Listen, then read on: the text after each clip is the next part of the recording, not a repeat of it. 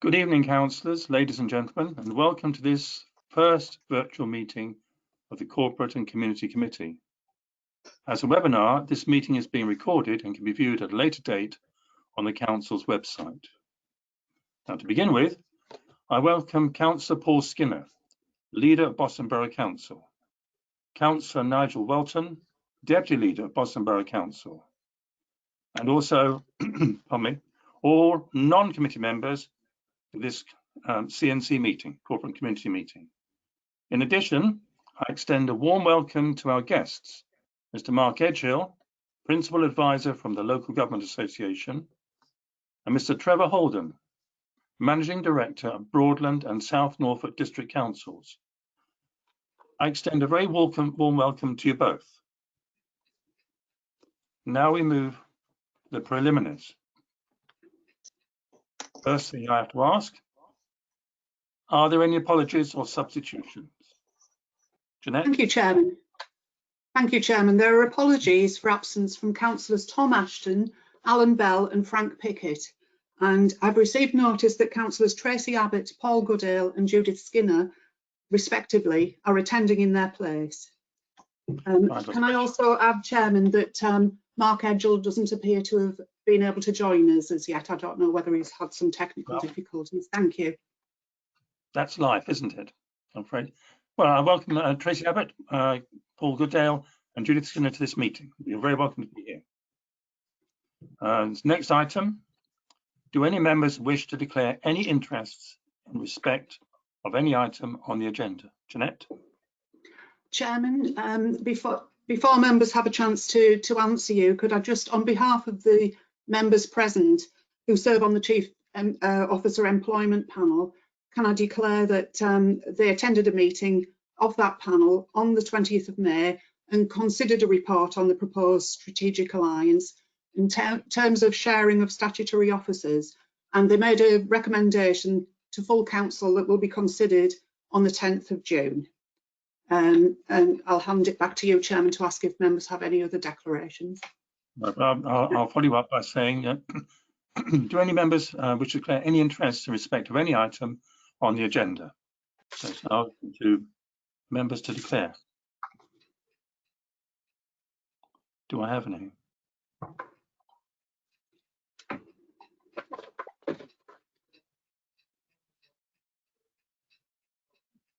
Chairman? Yes, Jeanette. There don't appear to be any other declarations. I did omit to mention which councillors they are who serve on the Chief Officer Employment Panel, and that's Councillors Richard Austin, Peter Bedford, Anne Dorian, Paul Goodale and Paul Skinner. Thank you, Chairman. That's fine. Thank you very much, Jeanette. Now I move to, do any officers wish to declare any interests in respect of the items on the agenda? Yes, Jeanette? Thank you, Chairman. The three statutory officers, the Chief Executive, the Monitoring Officer and the Section 151 Officer, have declared an interest in the Boston Borough Council, East Lindsey District Council Strategic Alliance, and have confirmed that they have not provided any professional advice in respect of the matters contained within the report. Having declared their interest in advance, they are not in attendance at this meeting. Thank you, Chairman. Thank you. Finally, are there any questions from members of the public? There are none, Chairman. Thank you, Jeanette. Right, we move to part 2, agenda items. And the single report for this evening's meeting is the Boston Borough Council and East Lindsey District Council Strategic Alliance, which I will invite Councillor Paul Skinner to present.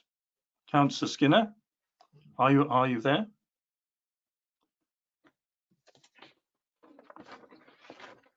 Can't hear you. Right. Would you, Councillor Skinner? Yes, I am, Chairman. Oh, yep, excellent. Will you please present the report? I certainly will, Chairman. And good evening to you. Good evening to the committee. The way I'm going to do this, I'm going to present the report. I'll let Nigel Welton come in and do the recommendations after me, so that if there's anything I miss, I'm sure he will fill that in for all the committee members. Thank you. Well, the object The objectives of the Alliance are set out in a Memorandum of Agreement, and the reasons for this are quite compelling. This is of a mutual benefit to both councils. The proposal is that each council should retain its distinct and special identity, decision-making powers and accountability. A joint chief executive task would be to combine the talent and experience of each authority's officers, to build capacity and deploy resources where necessary to transfer the services across both authorities. The goal is to deliver outcomes, better outcomes for local people, at a significantly lower cost than we would be able to do, or either authority be able to do separately. Joint working on planning and delivering services will also mitigate some of the pressure on the council's budgets, which otherwise would likely put brake on all of our ambitions. Working together should also enable them to command a greater influence in the allocation of resources from government, the LEP and others. This ought to be the case because we will represent more people, focus on a coastal zone with a distinct identity, which also has shared problems and opportunities, and therefore we should be able to scale up any proposals to help all of the local people. Obvious examples probably include working with the EA and the County Council to advance plans to enhance flood defence, upgrading A16, investment in tourism and other businesses. Joint working will give the councils a stronger voice in the process to reshape local government in Lincolnshire. This should be able to promote the common agenda with a single voice. Indeed, our core objectives are very much the same. You know, they're based around people. People are very important to us. There is also the longer term possibility for the strategic alliance to grow in numbers, giving rise to promote a significant part of Lincolnshire, which should bring future consideration and alternative structures. Indeed, a devolution letter has been served by the County Council to the Secretary of State. So that is something that's really on our minds at the moment. But it's also important to emphasise there is no settled blueprint for change. The final shape of the joint working and pace of service transformation will be subject to an agreement by both councils. In order to drive the change, a joint statutory officer team will be there to advise and assist both authorities on how to kickstart this change and merge the workforce. This is a project requirement. The purpose of appointing and forming a strategic alliance, shared characteristics, opportunities and challenges. Boston Borough Council and East Lindsey District have much in common. Each is a relatively small officer corps and a limited revenue and capital resources to tackle the multitude of challenges we both face. Each have skills that are complementary to each other, and both areas have a focus of historic market towns with extensive rural areas. The economy base is relatively narrow and reflects peripheral location with generally poor linkages and communications to other regional and national centres. The recent designation of Boston, Skegness and Mablethorpe as candidates for Town Fund investments is evidence that both local authorities harbour pockets of severe multiple deprivation. Both populations suffer from significant levels of ill health and education and underachievement. The prospects for our young people are generally poor. Their ambition needs to be raised. The result of this must be given to educational skills and life chances to achieve that ambition. Indeed, this current administration has worked with Boston College and other partners, both on the town deal and other ways to provide education, to open minds and to develop skills and produce opportunity.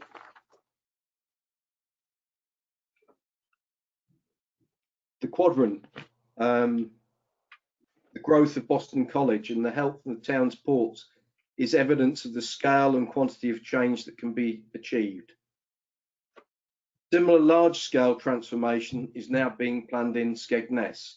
Each area boasts a tremendous tourism offer based upon traditional seaside attractions, a rich built heritage, historic waterways, and a stunning natural coastline. We can actually tap into this tourism, and the whole East Coast can work together for mutual benefit, which would be great. The coastal and river flooding is a shared problem. We only have to cast our minds back to this time last year and what happened at Wainfleet. This will require effective engagement at the highest level with DEFRA. Significant investment is also needed in roads, railways and other key infrastructure to ensure growth can continue. This highlights a key risk to the achievement of each council's ambitions. On top of that, we have the pressure of local government finance.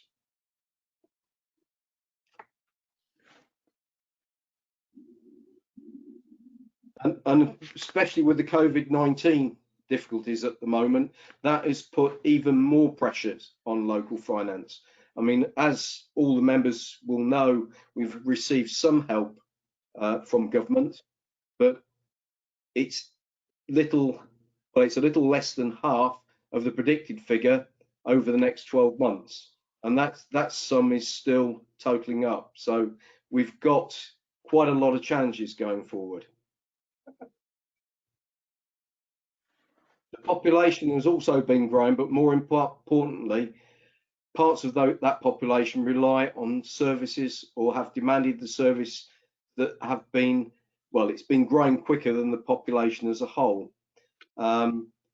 Whilst care for the elderly is primary duty of the county council and NHS, districts are playing an increased role in this through our health and well-being, where all the districts actually bat well above their weight. The financial pressures, as I've said, are likely to become even more acute in the short term because of the loss of revenue and additional unplanned spending caused by the need to tackle the current pandemic. The rate of council and business rates collection is likely to fall dramatically in the oncoming months, and the government grant support is seemingly inadequate to cover all the losses. The demand for council tax support is likely to increase significantly if people lose their employment, etc. Both councils are duty bound to pay the IDB levies and demands from the other precepting bodies like the county council. We are just simply a collection service for these authorities, and it is not our money we are handling. The fee earning services experienced a marked fall, with our car parks and other events that we've had in other years, and this is likely to go on for some time, particularly with the social distancing measures in place. The financial impact on both the councils will be of a scale neither have ever contemplated before. So both councils face an urgent imperative to make bold action to maintain their financial sustainability. Against that background, the councils have delivered on their ambitions for local people, and we will be those that join forces to achieve economies of scale and thereby liberate skills and talent and pooled experience of the combined workforce. I mean, we're very lucky in the staff that we've got during the COVID-19. Quite a lot of people have cross-skilled support services. Our staff have really worked hard during this time, and they deserve some security. together we could also bid successfully for bespoke funding streams. Indeed, I think both the MPs that cover the area are quite supportive of this alliance. There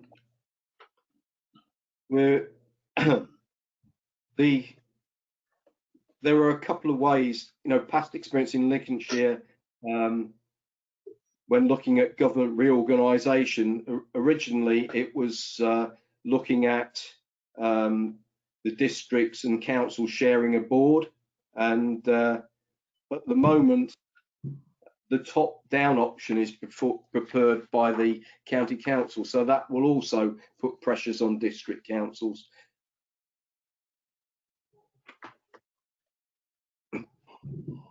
Should have got a glass of water. Seamlessly uninterrupted planning and delivery of service to community whose common needs are not primarily shaped or dictated by administrative boundaries. So that's one of the objectives that we're looking for. Economies of scale to potentially drive and free up financial resources so that we can actually deliver to the customer, outcomes again. Our existing combined spend at the moment is 23.5 million. So that's not an insignificant amount. But the way the paper is, it shows that we can deliver savings and changes.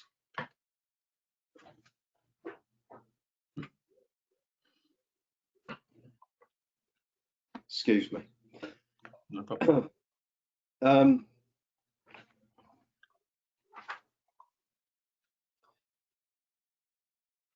Basically, we're required to share the best practice to improve both council services. There won't, if we join in this scheme, it won't be Boston way and it won't be East Lindsey way. It will be the best way. We are extremely lucky that the services that we have, and we do already share a number of services, and they kind of dovetail quite nicely together.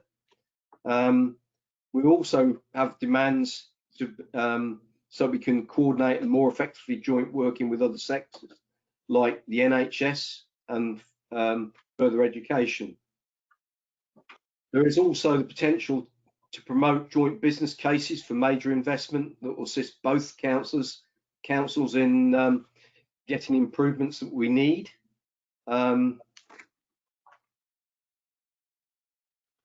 The other part of the paper highlights around a choice of the first three officers, but I won't go through that. That's part of the recommendations.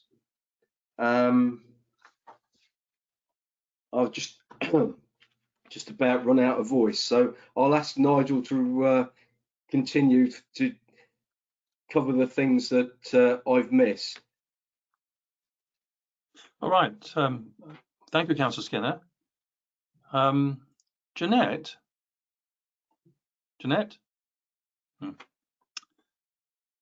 Is Mark Edgell here? No comment. Jeanette? I am here, Chair. Oh, you are? Excellent. Right. A very warm welcome to you, Mark, and thank you for coming. I hope you'll be able to offer some, wider advice and guidance as we proceed. Have you received the, I suppose the schedule, if I put it that way? Because I'm going to have now the leaders first. I have, yes. I have. I think you're going to ask the deputy leader to speak, won't you, first? That's right. And then if you can perhaps come in, and then perhaps Trevor Holden. Sure. And then we'll move to the councillors. That's the way we're going to run it. Okay. Thank you, Councillor Skinner. Anyway, thank you. It's very, very, very thorough. Thank you very much. I'm now going to ask the deputy leader, Councillor Nigel Welton, if he will then assist or add to the presentation that Councillor Paul Skinner has provided. So, Councillor Nigel Welton, are you able to come in? Good evening, Mr. Chairman and committee. I'm very aware that excuse me, I'm very aware that time is very precious this evening, and I think we have a very in-depth report on our desks as we speak. I think Councillor Skinner has covered the salient points, and I'm sure that the other councillors around the table and dialing in tonight are itching to be asking questions. So I'm not going to take up any more of the committee's time by presenting any further parts of the report. I think we should just go straight to questions, Mr. Chairman, and take it that way, if that's amenable to you. If you wish me to read out the rest of the papers and go through the recommendations, I'm happy to, but I'm sure everybody has read them. Thank you, Councillor Welton. I'm sure that's so. I think it's probably a useful decision that we move on, and then we can go to discussing a bit later. But I want to bring in Mark Edghill, who's the Local Government Association Officer, who can perhaps give us an overview of what's happening across the nation. So, Mr. Edghill, are you available? Sure, Chair. Yes, happy to. Thank you very much for inviting me. Can you hear me? Yes? I can, but I can't see you. We wait. Yes, brilliant. I think somebody at your end has to do something to see me properly, but I'm not sure. But I'll carry on in the meantime, shall I? Yeah. It's the way it is, you know. Okay. Well, thanks for inviting me. I thought it was quite a very interesting evening for you, actually, and I think the proposal for strategic alliance, is very clear. So when I talk to councils and I advise councils, I look for certain things, and one of the first things I look for, I guess, is leadership. And I've always felt that good councils need some really clear, strong political leadership. And I think what you've heard tonight, particularly from the leader, I think, is a very clear ambition for Boston and its borough, and in fact beyond Boston as well, with some very clear expectations about how he hopes the place may change in the future. And I think he's also given some quite clear ideas about how he thinks the best way to achieve that is through joint working with East Lindsey District Council. And I think that actually what he's proposed reflects very much some of those themes that came out of your recent corporate peer challenge that the LGA did with you. It talked very much about transforming the council. It talked very much about working more systemically with other neighbouring council, talked about having a greater leadership role in the sub-region. I think all those proposals within this paper actually, I think, help to achieve some of those things we talked about in the corporate peer challenge. I think the other key thing I talk to councils a lot about at the moment is money, of course, because there's never enough money to go around, is there? And I don't need to tell you that councils have lost a lot of external funding, particularly since 2010. So many districts are now self-funding. They no longer get money from government. They self-fund through council tax, business rates, and also charges, fees and charges. So of course, but any good council should be looking at how to make itself more efficient, to cut out unnecessary expenditure. And of course, coronavirus has made that even more pressing for councils to look at ways of saving money. And one obvious way of saving money is to try and reduce down the costs of overheads. And senior management, however we like to describe senior management of a local authority, is of course one of those overheads that councils need to pay for because they need to be properly managed. So many councils, particularly many councils, all councils have been looking at ways of trying to reduce down their senior management costs. Now, often that's meant about reducing tiers, and it's about reducing the number of people in those senior management positions. But that can only go so far. So many other councils, particularly district councils, I think, have been looking at more innovative ways of trying to reduce down the cost of their senior management. So some district councils have moved away from a single chief executive model and now rely on just two directors to manage the organisation, two or more directors to manage the organisation. So if you go to somewhere like Amber Valley, Borough Council in Derbyshire, they operate without a chief executive. They operate with two directors to support the council and manage the council. Some other councils have looked at sharing a chief executive. And in fact, there are around 15, 16 pairs of district councils that now share a chief executive, obviously covering 30, 32 councils across the country, very successfully, I have to say. And there are also some other councils that share a chief executive, district councils that share a chief executive with, say, a county council. So if you go to Selby or if you go to Rydale in North Yorkshire, they both have chief officers who are also assistant directors at the North Yorkshire County Council as well, and that works very well for them. But as I said, let's refer back to those councils that have a shared chief executive. Many of those councils also have a shared management team, the sort of strategic alliance that the leader was talking about in his paper. And there are many examples of those working very well. And Trevor Holden, you're just about to hear from, is indeed one of those chief executives who work between two local authorities. But of course, it's not just about reducing the cost of senior management. It's also about making sure you've got the right senior management, the most effective senior management, the right sorts of skills and qualities that you need to take somewhere like Boston and East Lindsey forward. And I think that sharing of a chief executive and sharing a management team and that more strategic alliance between local authorities is working very well in many, many places. And I think there are probably 3 or 4 big advantages of that model, which not only means you save money, but also it brings advantages with it.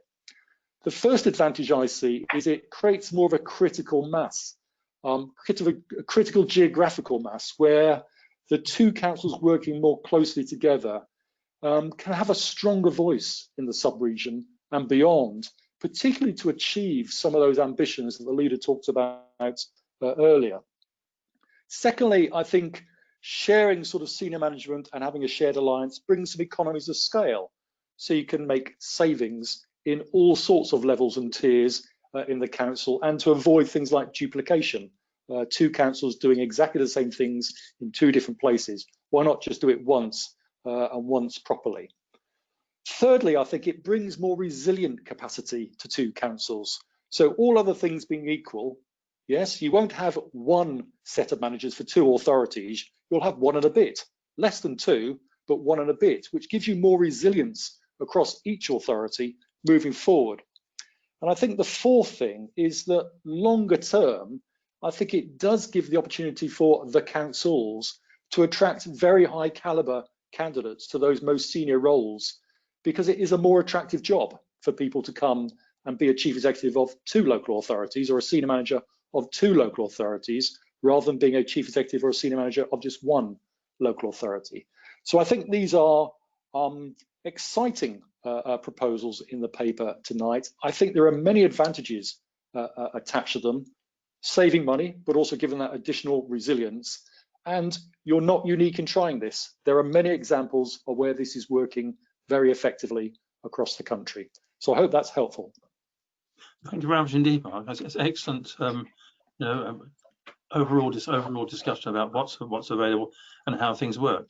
Panoramic view, very, very useful.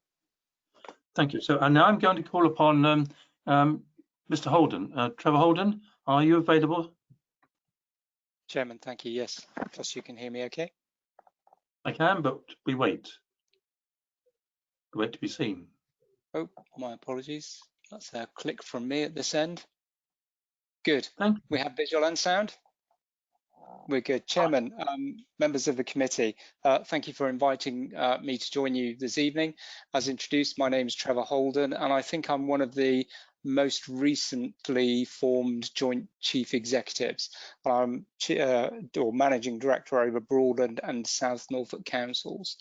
And tonight, I think I've been invited to give you a quick potted highlights of our journey and some of the learning.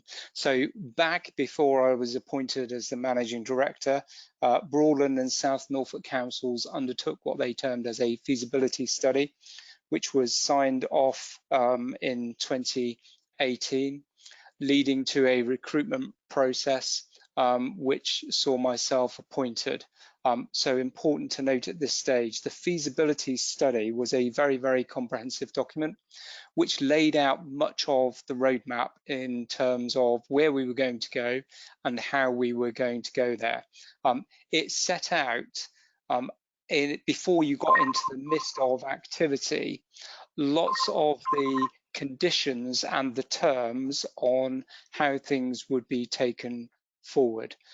So, for example, there was a clear statement as to what the strategic alliance was. And the strategic alliance is very, very clearly one officer team serving two distinct and sovereign councils with no presumption or assumption for merger. It also set out very, very clearly that there was an assumption against redundancy.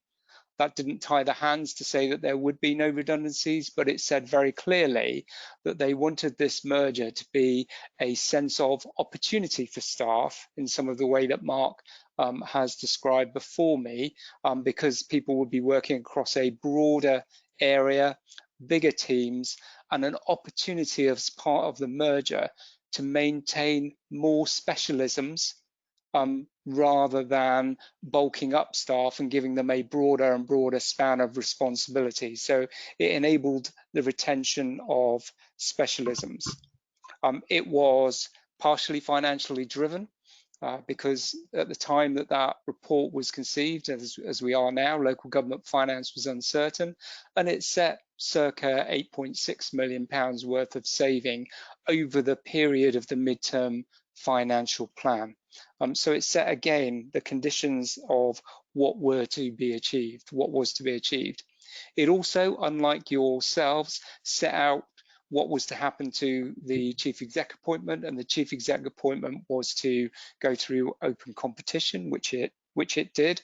I was subsequently appointed and given the feasibility study. Worth introducing at this stage, I think, that the journey you're about to embark on, if you go on it, part of that is about the plan. Part of that is about, have you got the plan right and have you got the financial model right? From my experience, the key determinant of whether you're successful or not probably falls to a slightly different ingredient, because how people think about the approach that you're taking with your staff, if they use the merger word and make sure that that's about the staff and not the councils, how people think therefore leads to how they feel and therefore leads to how they act, be that in the councillor cadre or be that in the staff cadre, because the level of change you're embarking on, even if you say, well, actually, I can see the absolute financial necessity and clarity of purpose in doing this, I can see the strength of political leadership that gives us over a broader canvas and the influence that gives us. None of those things, as logical and straightforward as they are, detract from the human journey that people go on. And I think there was lots of learning we took from colleagues who had trodden this path before us, because we were certainly not in the vanguard of this process, that helped us to deal with some of those things. We could accelerate our learning in terms of process and in terms of policy. You need to make sure you take people with you on the journey. So as we sit here today, we're now best part of 18 months into our journey since I was appointed. And one of the very, very first discussions I remember having in a scrutiny panel was one of the councillors saying, Mr. Holden, I've gone through the joint website for planning, because planning was something that was taken first. We have a joint local plan between our two councils and indeed with Norwich City. But the question was raised, Mr. Holden, I've gone through the planning website and our phone number appears less times than the other council. And then there was another point where it was pointed out to me, well, I phoned up to speak about a South Norfolk planning application, and somebody answered the phone and they were a planner who was from Broadland. And at my point, I said, well, at what point do you think we've delivered a single page service? Is that the appointment of the managing director? Is that when everybody's on the same terms and conditions, or is that when everybody feels like they're a single team? And we quickly moved to the point that actually, as soon as you've got a single structure, a single management structure, even though you've got people on the payroll of one council or the other, you are effectively serviced to councils by a single paid service. And whether you come through on a an East Lindsey number or a Boston number really shouldn't be the point of debate or the issue. It's how functional is the service? Are we delivering against a midterm financial plan? And are we exercising the influence that we wanted to do? But it's the point I'm trying to make is the emotional journey is a difficult one. And some of the things that you think you aren't going to get snagged on, you will get snagged on. The advice we took very early was sort out your phones and sort out your IT support so that you can move seamlessly and officers can move seamlessly from one to another. We spent a long time trying to agree what a single domain name would be for the two councils, because nobody wanted to lose any of their sovereignty or be seen to be as a step towards a merger, which the feasibility was quite clear we were not going to merge. But that single domain name, that single domain to allow officers to log in once and go into systems that service the council's needs once is a really key part, but it's less key for members who are taking the decisions. So again, that goes back to keeping the debate high, keeping the debate into what's the strategy that we set out to achieve, are we achieving that, allowing the officers to deal with the noise and the detail. And remember, you're taking people on a journey, be they councillors or be they officers. Some people will be absolutely up for the journey and excited by the opportunity. The vast majority of people, certainly the vast majority of staff, will kind of be fairly well what I think you'd probably describe in political terms as floating voters. They'll be waiting to see which way the ebb and flow is. And there'll be some people, who will have your ear, who will not be happy with the direction of travel. If as councillors you agree this is where you're going to go, that responsibility, that ownership of the plan has to be severally held by every councillor, because if that's the decision you take as councils, if you've got back channels which are disruptive, that's really difficult to move things forward. And actually the end losers in that political game are the staff who are trying to resist something which is determined to happen because of the decision of council. So we moved quite quickly to move all of the staff onto single terms and conditions and into a single structure. We set a very ambitious program for that, and our ambition was to have that done in a 12-month period. It was less than 12 months in reality, because we appointed our chief officers, and that probably took the first 3 months to get to that stage. And then you had 9 months left to get the rest of the program delivered. And that was because we didn't want to be dealing with people's appointments and leaving them in doubt as they came into a Christmas grant. So we started the new year, this year, with everybody coming back on job descriptions that they recognised, on single terms and conditions, and on a new grading system that meant there was parity across the two organisations, albeit that a chunk of the staff are still on South Norfolk contracts of employment and a chunk of the staff are still on Broadland contracts of employment. That's quite important.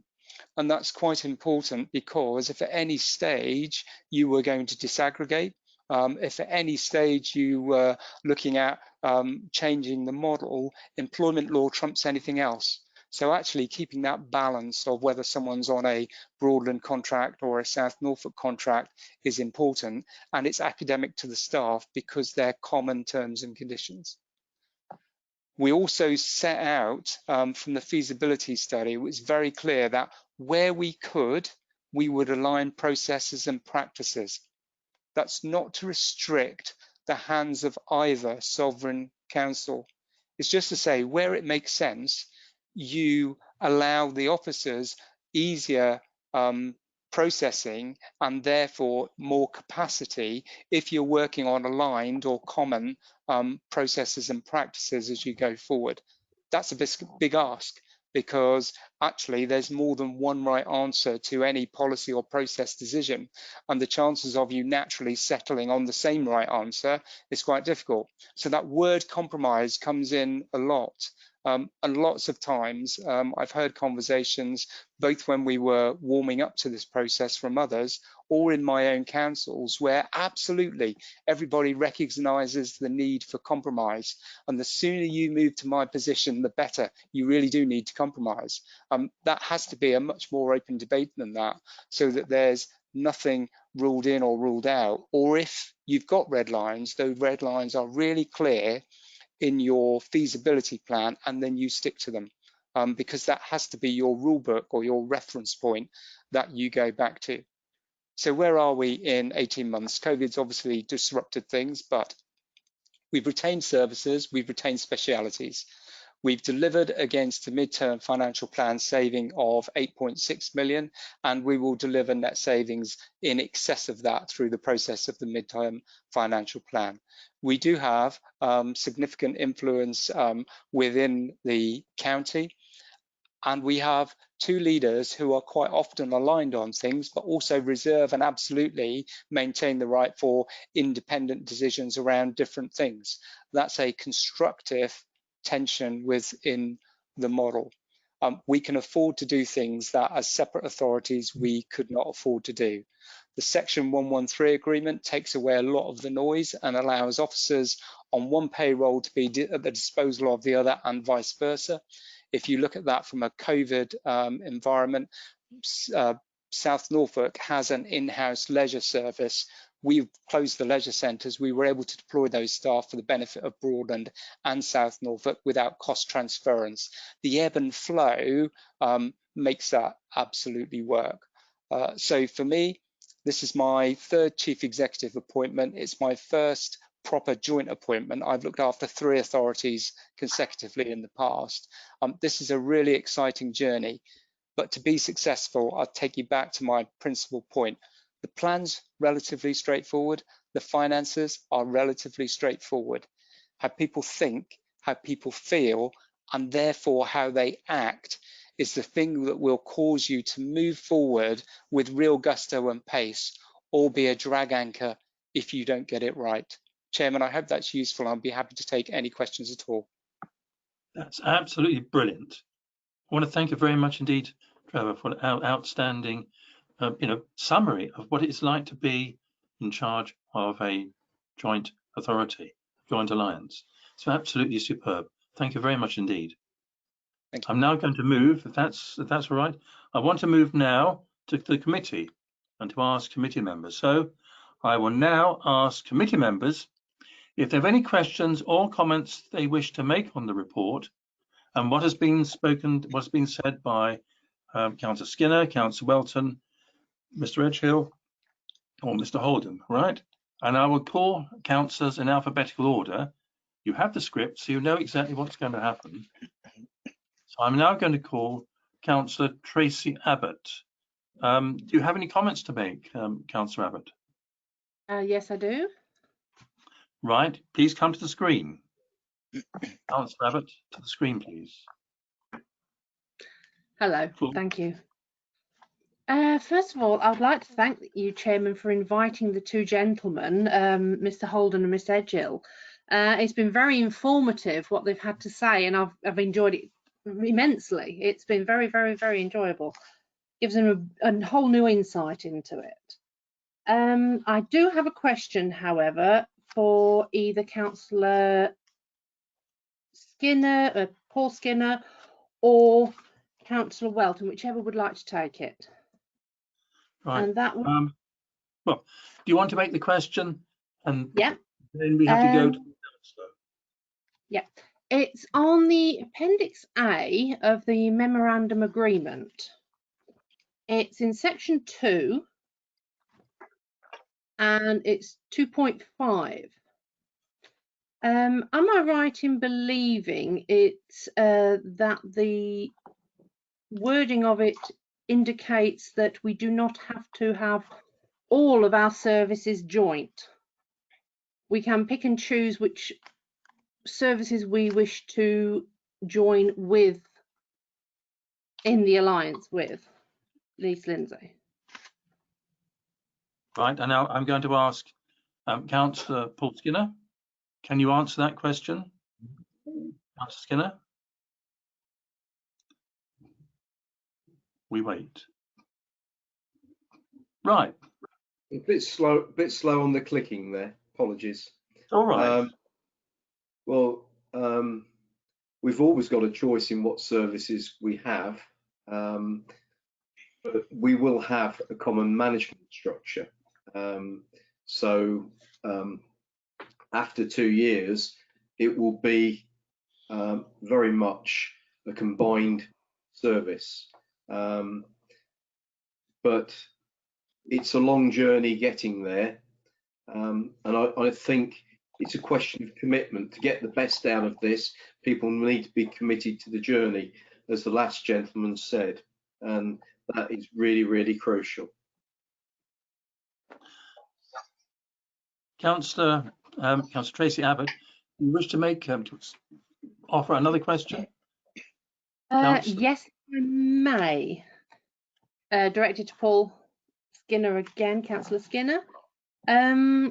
Also, again in Appendix A, but Section 3, could you just clarify the positions of the 3 officers? The wording is down as for the time being.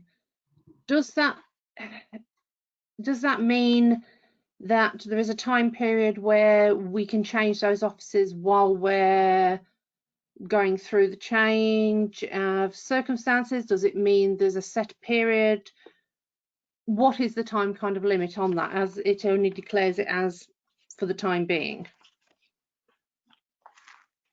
Very interesting wording, I think. The idea of appointing the 3 key officers was to give the model the urge to move forward in a coordinated way.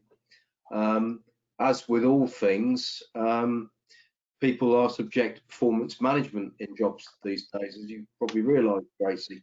And I think it was written as the time being because in 5 years' time, they all might have decided to move on. So I think it's really the time being. It might be in 3 years. You know, they've done such a fantastic job that everybody wants to employ them, you know, in their post. But that's my understanding of the time being. Thank you. Do you have any further comments? No, that's it. Thank you very much. Right. Okay. We'll move on, but we'll be coming back. Remember, there'll be a second bite for everybody. Thank you, Councillor Skinner. I'm now going to ask Councillor Richard Austin. Councillor Richard Austin, do you have any comments to make or questions to ask? Yes, Mr. Chairman. Can you hear me? I can. I have got a lot of questions to ask, but I'm aware that there are many councillors in the queue, so I'll reserve my questions to about 3. One for Mr. Holden and Mr. Edgehill, and 2 for the leader. Now, I suggest, Councillor Austin, we do one at a time. Yes, one right. question at a time. Otherwise, it won't work. For the question for Mr. Holden and Mr. Edgehill, the same question. From our point of view, this whole project is being launched with unseemly haste. We've got about a 3-week consultation, public consultation. Now, can I ask about other councillors? Mr. Holden made a very important point. We must take people with us. So in their experience, in the Norfolk case and in other councils' case, how long a consultation period for the councillors and public was there? Right. Mr. Holden, Trevor Holden, are you able to come in, please? Are you able to come in, please? Can you answer the question posed by Councillor Richard Austin?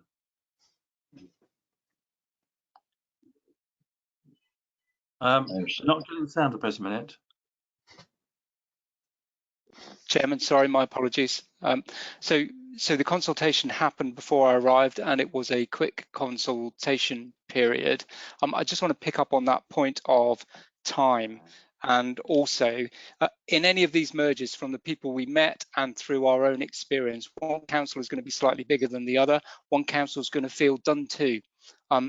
If you allow yourselves to be in a this is all rushed and almost, and I'll be clumsy in my words, but almost a victim mentality, that is the lens through which you will view this process.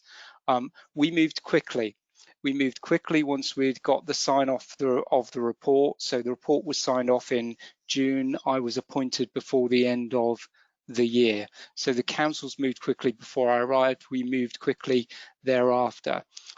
Allowing time is not really a good proxy for how people change their view. There's something about saying, we're going on this journey, ladies and gentlemen, we're going to support you on this journey, but you do need to get on the bus in order to come with us. So that's a clumsy answer to your question, but I'm trying to get across, I don't think proximity of time and taking with you, people with you, are the same thing. I think it's about the quantum of effort and engagement that you put into the time available. And there's a rule of diminishing returns in mergers, which I've done several of. The longer you leave it, the less likely you are to get to where you set off to get to, and the less ingrained the processes and the changes that you attempt to put in place will be. Chairman, I hope that's helpful. Thank you. Councillor Austin, Councillor Rich Austin, have you a further question? I'd like to ask the same question to Mr. Edgehill. He's been involved in many of these sort of alliances, and I would like to ask what is a typical consultation period, because 3 weeks seems really quite unseemly to us. Mark Edgehill, are you able to respond? Yeah, sure. Hi, Richard. Nice to see you again. It's been a while. Yeah. In many ways, I think I agree with Trevor. It's not. I mean, time is not the best way to measure whether it's a good or an appropriate consultation or not. I think the real question for you tonight is whether you feel this is right or wrong for Boston Borough Council and therefore for East LINDSEY. I mean, I think there's almost certainly been some conversations going on behind the scenes for some time, which is normal in these circumstances, to try and, set the tone, set the ground, see what sort of agreements you can reach with a partner. And through that process, all that due diligence has been done. So in my experience, as Trevor describes, there have been some very quick movements towards this. There have been some that have gone a bit slower. But obviously, the more time you leave, the more uncertainty you've got. And I think that uncertainty is very difficult for many people. So I would say, move as quick as you can, but go in with the right mindset.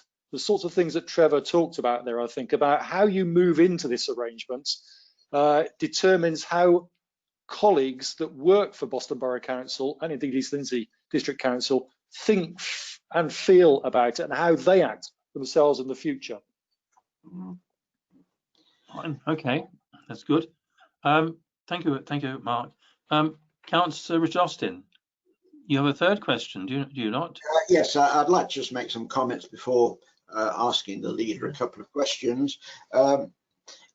It will be noted that this plan has been sold as a small step forward, sharing officers and therefore not needing much consultation with either councillors or public.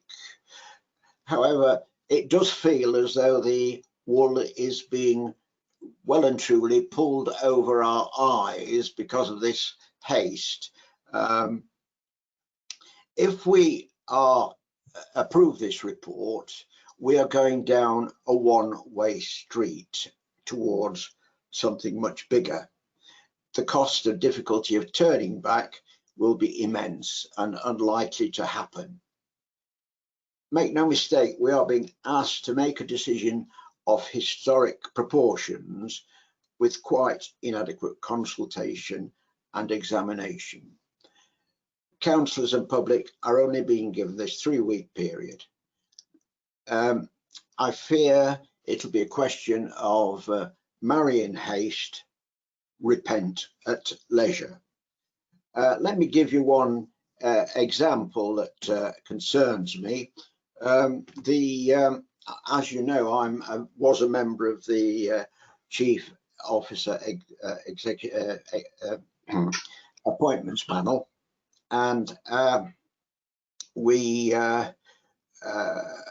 considered all the matters relating to the redundancy, and we were absolutely horrified to learn of the potential costs that we could find ourselves with, and legal difficulties, and we were horrified, and I'm sure the councillors and public would be equally horrified if they heard what we heard. So my first question to the leader is, can we have his assurance that the full details of the cost of redundancies and associated legal risks should be made available to the councillors and the in a confidential manner, of course, before the council meeting next week? That is my first question for the leader. Councillor Paul Skinner, are you there? Can you come in?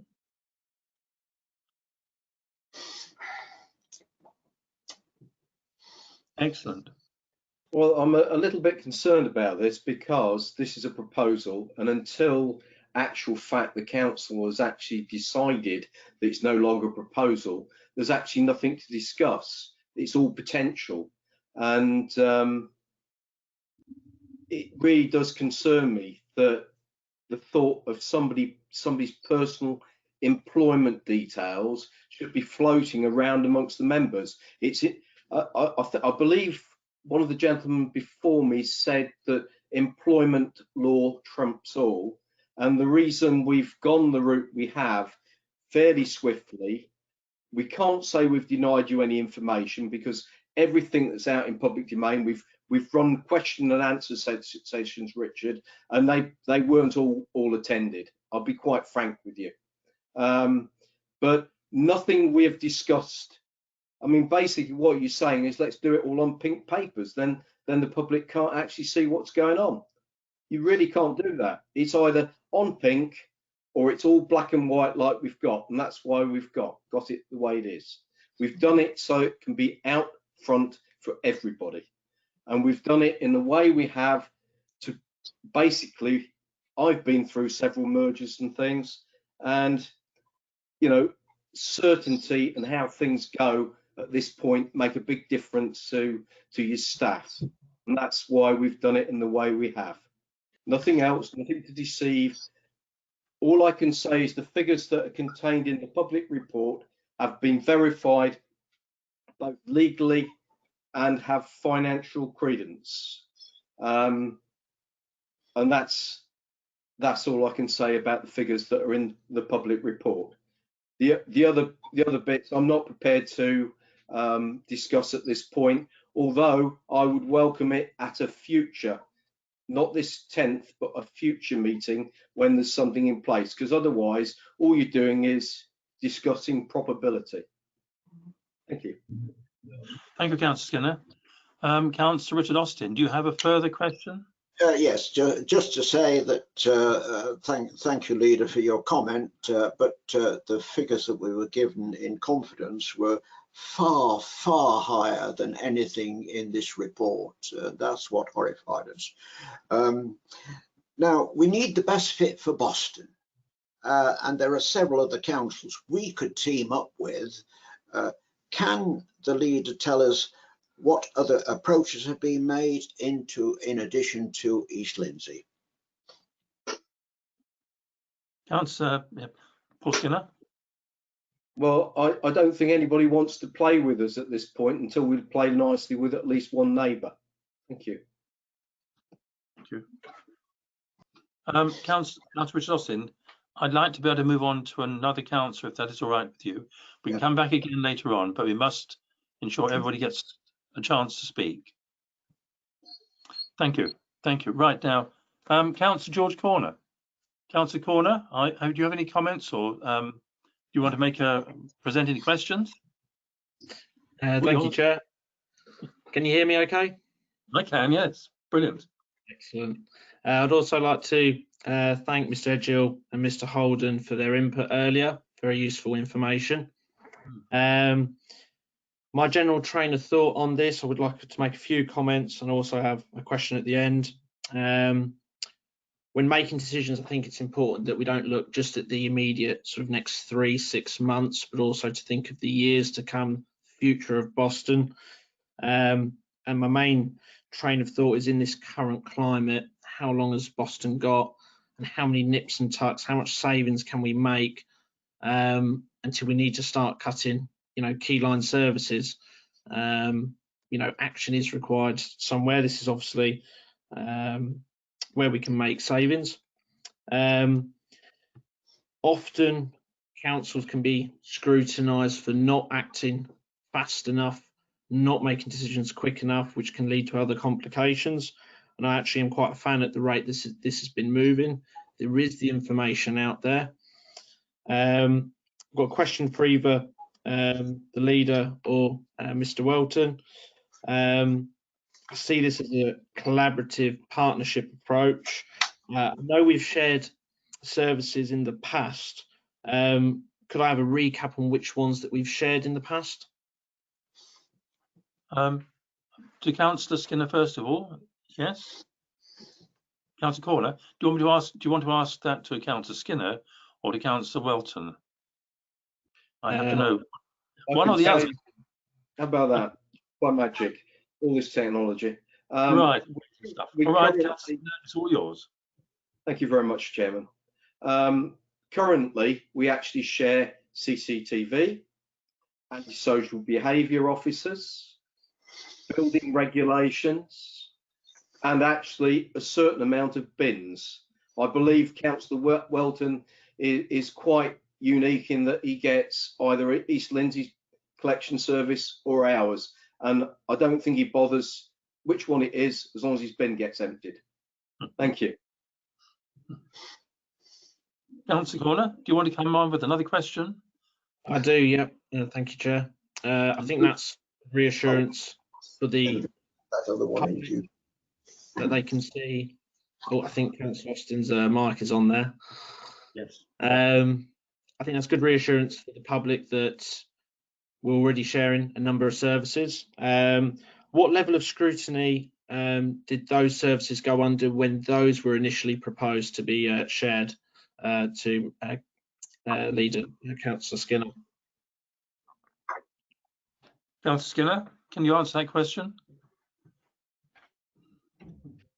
Well, not only did they receive scrutiny once they were established, they're under constant scrutiny from this point, in that they're subject to the quarterly figures and performance data, etc., etc. So, that is the way forward with any shared arrangement. You soon notice whether things off or not, and at least then you're in control. Fine. Councillor Corner? That's it. Thank you, Chair. Right, fine. Thank you, Councillor Skinner. Thank you, Councillor Corner. We'll now move to Councillor Danny. Councillor Anton Danny, do you have a comment to make and some questions to ask? Councillor Anton Danny. Thank you, Mr. Chairman. Thank you. First of all, I would like to thank Mr. Edgill and Mr. Holden for the information and the clarifications given. It's good to hear. It's good to hear them talking, and that's. I think it's it gives us a clear idea how we should go forward, and it's good to learn from previous experiences. In my opinion, the thing which is probably worries me is, I will put the question to the leader, Councillor Skinner, is once we establish all these issues and we're ready to move on to have a joint chief executive, are we going to hold an open an open day for the applicant to put themselves forward, or we're gonna keep the same chief executive, whoever is now, whoever will be? That's my question, first question. Thank you, Mr. Chairman. That's the leader of the council, so I'm going to assume that's correct. By the way, I haven't got Councillor Danny's picture up on the screen. There must be a problem there. You've got mine, Chairman. It's a lot worse. Pardon? You've got mine, Mr. Chairman. It's a lot worse. I have to be polite. I'll try anyway. Councillor Danny, can you come to the screen? Yes, I've got you. Excellent. Well done. All right, Councillor Anton Danny, would you like to ask Councillor Paul Skinner your questions, please? Again, if possible. Can't hear you. Can't hear you. You hear me now? Yeah? Is everything correct? Okay, I will repeat what I said. First of all, I would like to thank Mr. Hedgel and Mr. Holden for the information and clarifications given. And as I said, it's very good for us to learn from previous experiences and what people done. We can see that this is the way forward for most of the councils. And because of the lack of grants and the money given from the government to small towns like ourselves and councils like ourselves. My question was for the leader, Mr. Councillor Skinner, is how can he make us sure that the next chief executive will be chosen by their merits? And I would like to be assured that we're not going to keep the same one if we go forward with this joint strategy. Thank you. Councillor Skinner? Originally, the paper was written in the format to be selected from either or authorities. And there again, I will not comment on personal circumstances or wishes, but the East Lindsey Chief Executive was appointed over a year ago, and it was part of a national selection process, and he was judged at the time to be head and shoulders above any of the other applicants. But ongoing, everything is performance managed, and the whole thing, if the paper says that we're going to be delivering those savings, he has to answer to the executives of both boards, etc., to guarantee that they are going to be delivered. So it's not an easy path for the chief executive either, and I'm sure Mr. Holden will tell you how much work goes into that. Hope that answers your question. Thank you, Councillor Skinner. I really appreciate your answer. Just a comment, Mr. Chairman, if I may say.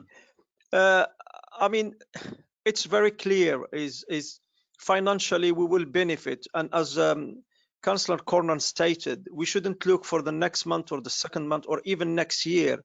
We should look at the long term. This is a probably an investment for the Bostonians to go forward, as long as we can keep our identity intact and keep our town as it is and go forward and progress in our future. Because I mean, what's happened, it happens. And this proposal has been properly proposed before my times. I've been in the council for the last 5 years, and this has been before. And I think I wonder why they didn't take it. They didn't take the chance a long time ago. And I think we could have benefited now, and we could see the fruits now. And I hope that these will bring at least some bright future to our town. And thank you very much, Mr. Chairman. Thank you, Mr. Leader, Councillor Skinner. Thank you. Thank you, Councillor Danny. Thank you for some very interesting thoughts. And thank you, Leader. Now I move to Councillor Anne Dorian. Councillor Dorian? Yeah, I'm here, Chair. Right. The floor is yours, Councillor Dorian. Thank you. Good evening. First of all, Chair, I just want to mention that I was under the misapprehension about our visitors this evening. I'll put my camera. There we go. Just hold on. There we are. I was under the impression that Mark Edghill and Trevor Holden were just going to be giving us impartial advice, and sitting here, I feel that I'm kind of being led up the aisle a little bit, and that their guidance is all very one-sided. I'm extremely disappointed in what I've heard. I would like to have heard the bad as well as the good, because there is bad ahead, and that's not going to be mitigated by the speed at which we are travelling. The other thing that Trevor Holden didn't mention, while he spoke very eloquently about his feasibility study, it's here.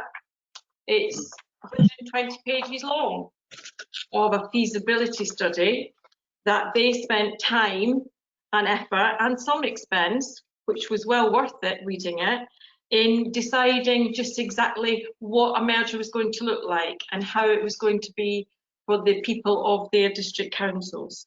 They didn't rush into it in 3 weeks' time.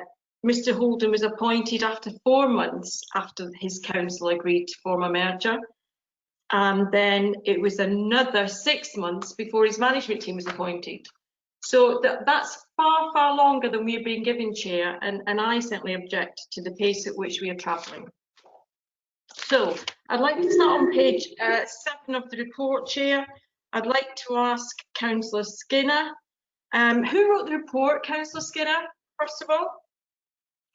Councillor Skinner, would you come in, please?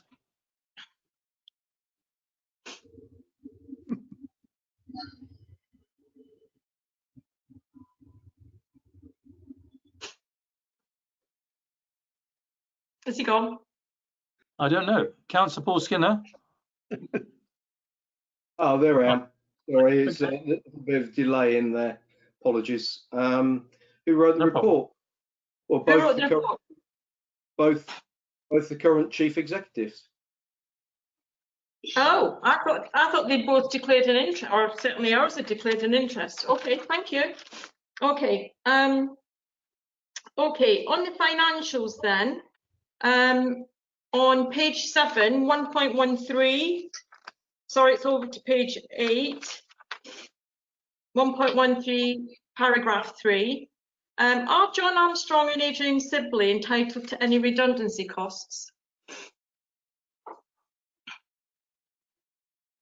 The figures are in that include all of the costs as far as I'm concerned, and because of employment law, I'm not even going to discuss that. Thank you. Oh, I think that's because you don't know, probably. Okay, point 4 allows for the monitoring officer, the 151 officer, to have a salary increase going forward. Is that true?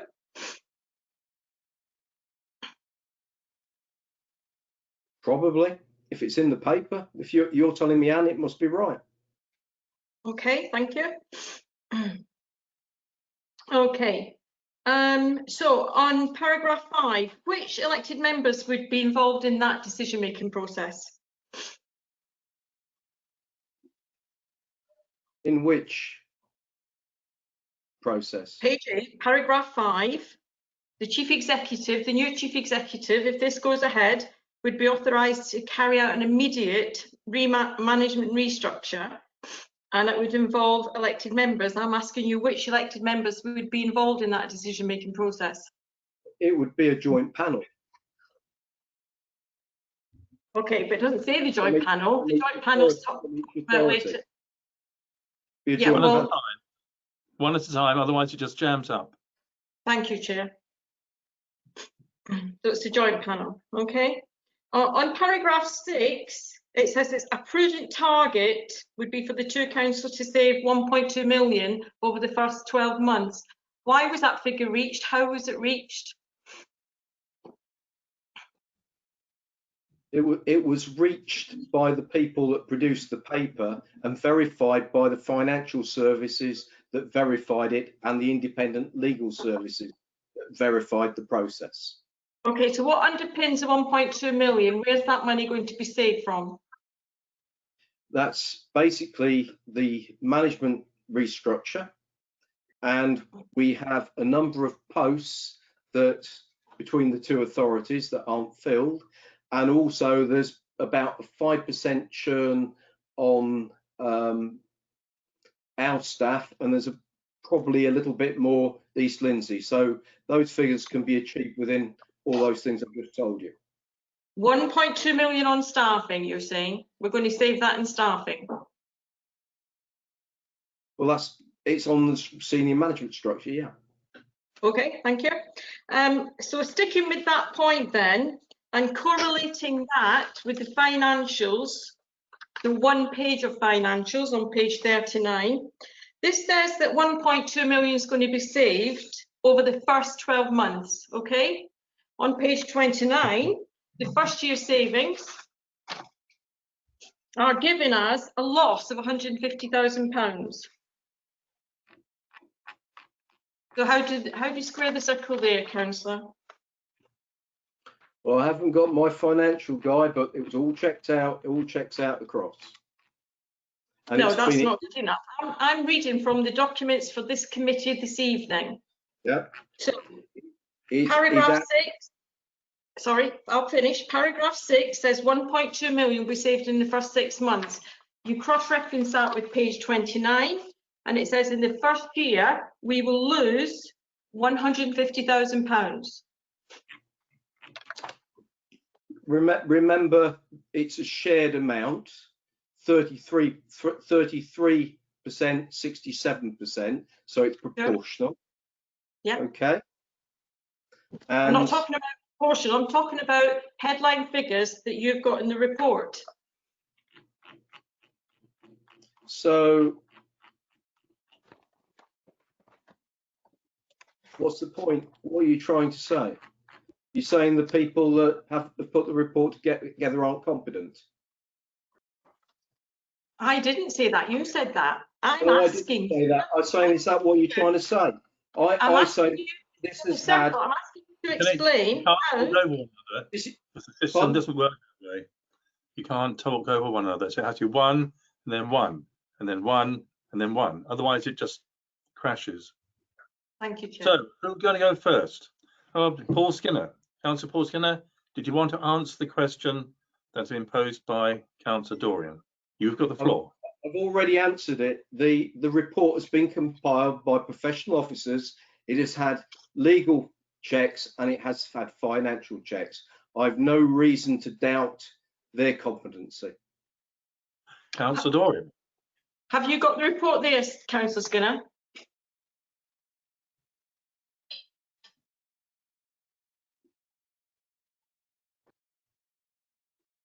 I don't print out paper, so I'm trying to look at it on another screen.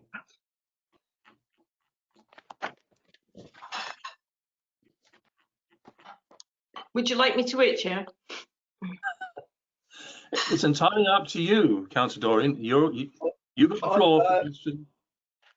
Chairman, if you'd like, I know Mr. Welton's got about 3 screens up. I've only got 1, and it's very difficult looking at you and then coming across. I'm sure Mr. Councillor Welton will fill in that while I find it.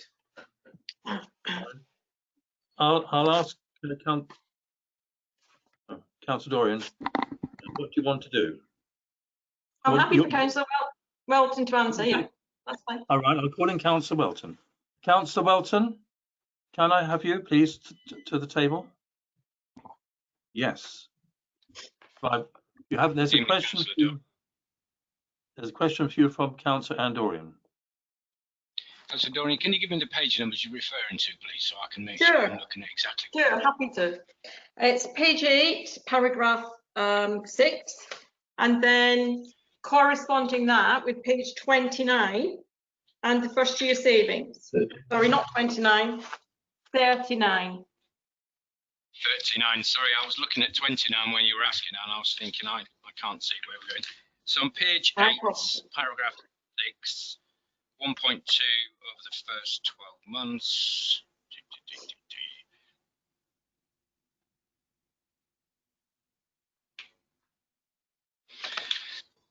And on page 39, the savings are different to paragraph 6, and the reason for that, Councillor Dorian, is that in paragraph 6 it says it's also suggested that a provisional target delivery of further savings across partnership from all budgets should be set in the sum of 600,000 to be achieved from 13 to 14.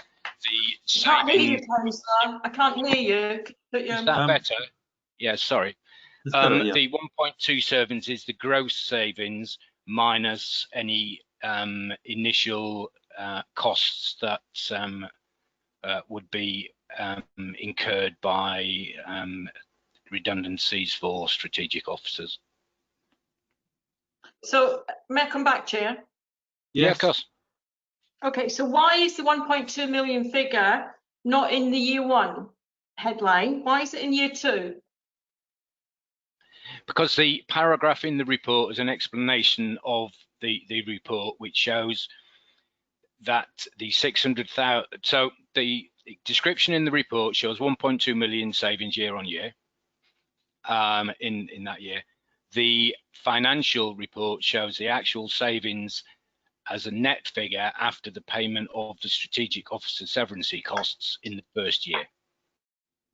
No, that's quite wrong, Councillor. It shows annual savings of 600,000. Then it's suggesting the reorganisation figure will be 750,000. Thus, we'll make a loss of 150,000.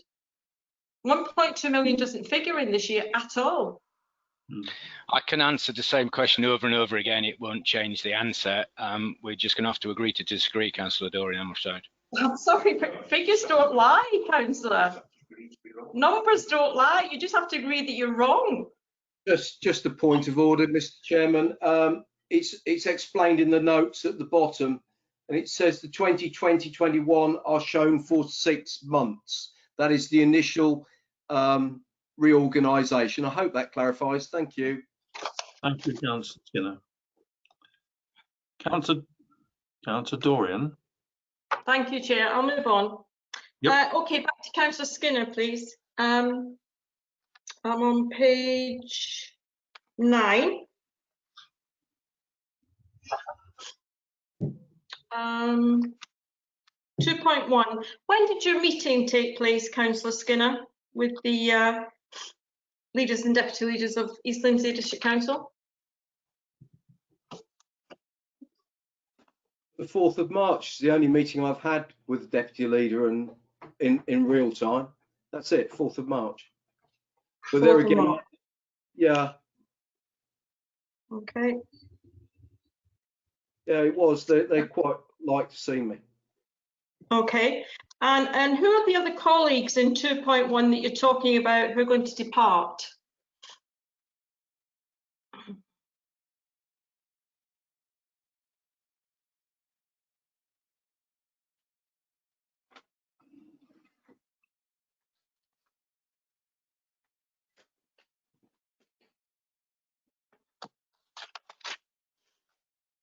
Just trying to flick back to page 9. It's an awful long way. Maybe paper's best.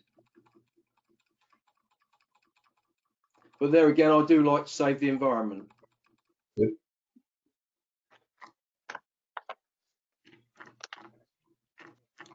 Chairman, whilst the leader's doing that, it's Trevor Holden. Could I maybe reply to Councillor Dorian's comments? Sorry? It's a Chairman, councillor. Could I maybe reply to the councillor's comments whilst the leader's looking for that answer? Yes, that's fine as far as I'm concerned. Is that all right with you, Councillor Dorian? Trevor Holden wants to reply to you. Thank you, Councillor. We've not met before, so you've no reason to know me or know my standards. The advice I offer to councillors and being asked to come and talk to you tonight is always delivered without fear, favour or agenda, as I'm required to do. I have no agenda. If I was unclear in the timescales, to be really clear, the feasibility study that you have in front of you, you'll see was signed off in June or dated June 2018. The council immediately embarked on a recruitment schedule, and I was confirmed as their chosen candidate in October of 18. I know. 3 months notice brought me into post in January, within 12 months of coming into post and there being a joint managing director, we had delivered the common structures and the common terms and conditions that I described to you. So I do stand by my earlier comments. Thank you, Chairman. Councillor Dorian, do you want to ask another question of Yes. Holden? Is that all right, Trevor? Chairman, yes. absolutely. I'm here to answer any questions that you or colleagues might have. Thank you very much. Oh, Councillor Dorian. Sorry? No, sorry. Thank you for your explanation, Mr. Holden. No, I didn't have any more questions for you. I disagree with much of what you said. I do think time is of the essence.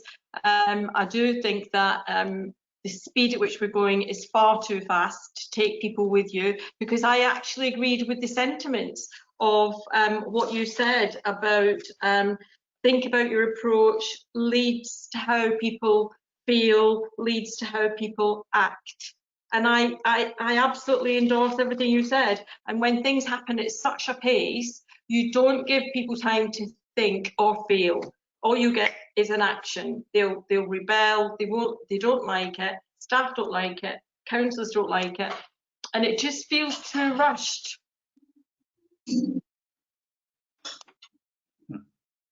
Trevor, do you want to respond? Chairman, I go back to my earlier comments. I stand by the comments of, as has been quoted back to me, you absolutely need to work on how people think, how people feel, and therefore how they act. I was very clear that it's an emotional journey, and that journey is different for different people. My point was, if the councils make a decision to do something, you can frustrate that journey by having back channels which cause people to think, well, it's not really going to happen, because part of their journey is they start off, and it's the Dada theory, they start off with disbelief. It's not going to happen. Then they'll go through to anger, and they'll be emotionally buying out of the process. Then they'll go into denial, and then they'll move to acceptance. I guess our responsibility as leaders, whatever the decision is that you take to do this or not do this, our responsibility as leaders, whether that's as officers or members, is to help ease people's passage through that journey, because it's quite disruptive for them and potentially disruptive for the organisations, which was the point I was trying to bring out. Thank you, Chairman. May I just ask a question of you, Trevor? When you talk about the feasibility study, were both councils aware of the feasibility study when it was in action? So you have a feasibility study. Were both councils fully aware from the start, that this feasibility was going on, and then the report, of course, was produced? It's an interesting point. I'd like to know whether or not both councils, were aware of the fact that there was going to be a possibility of this while Chairman, the feasibility was going on. Chairman, absolutely. Yeah. It was a collaborative piece of work.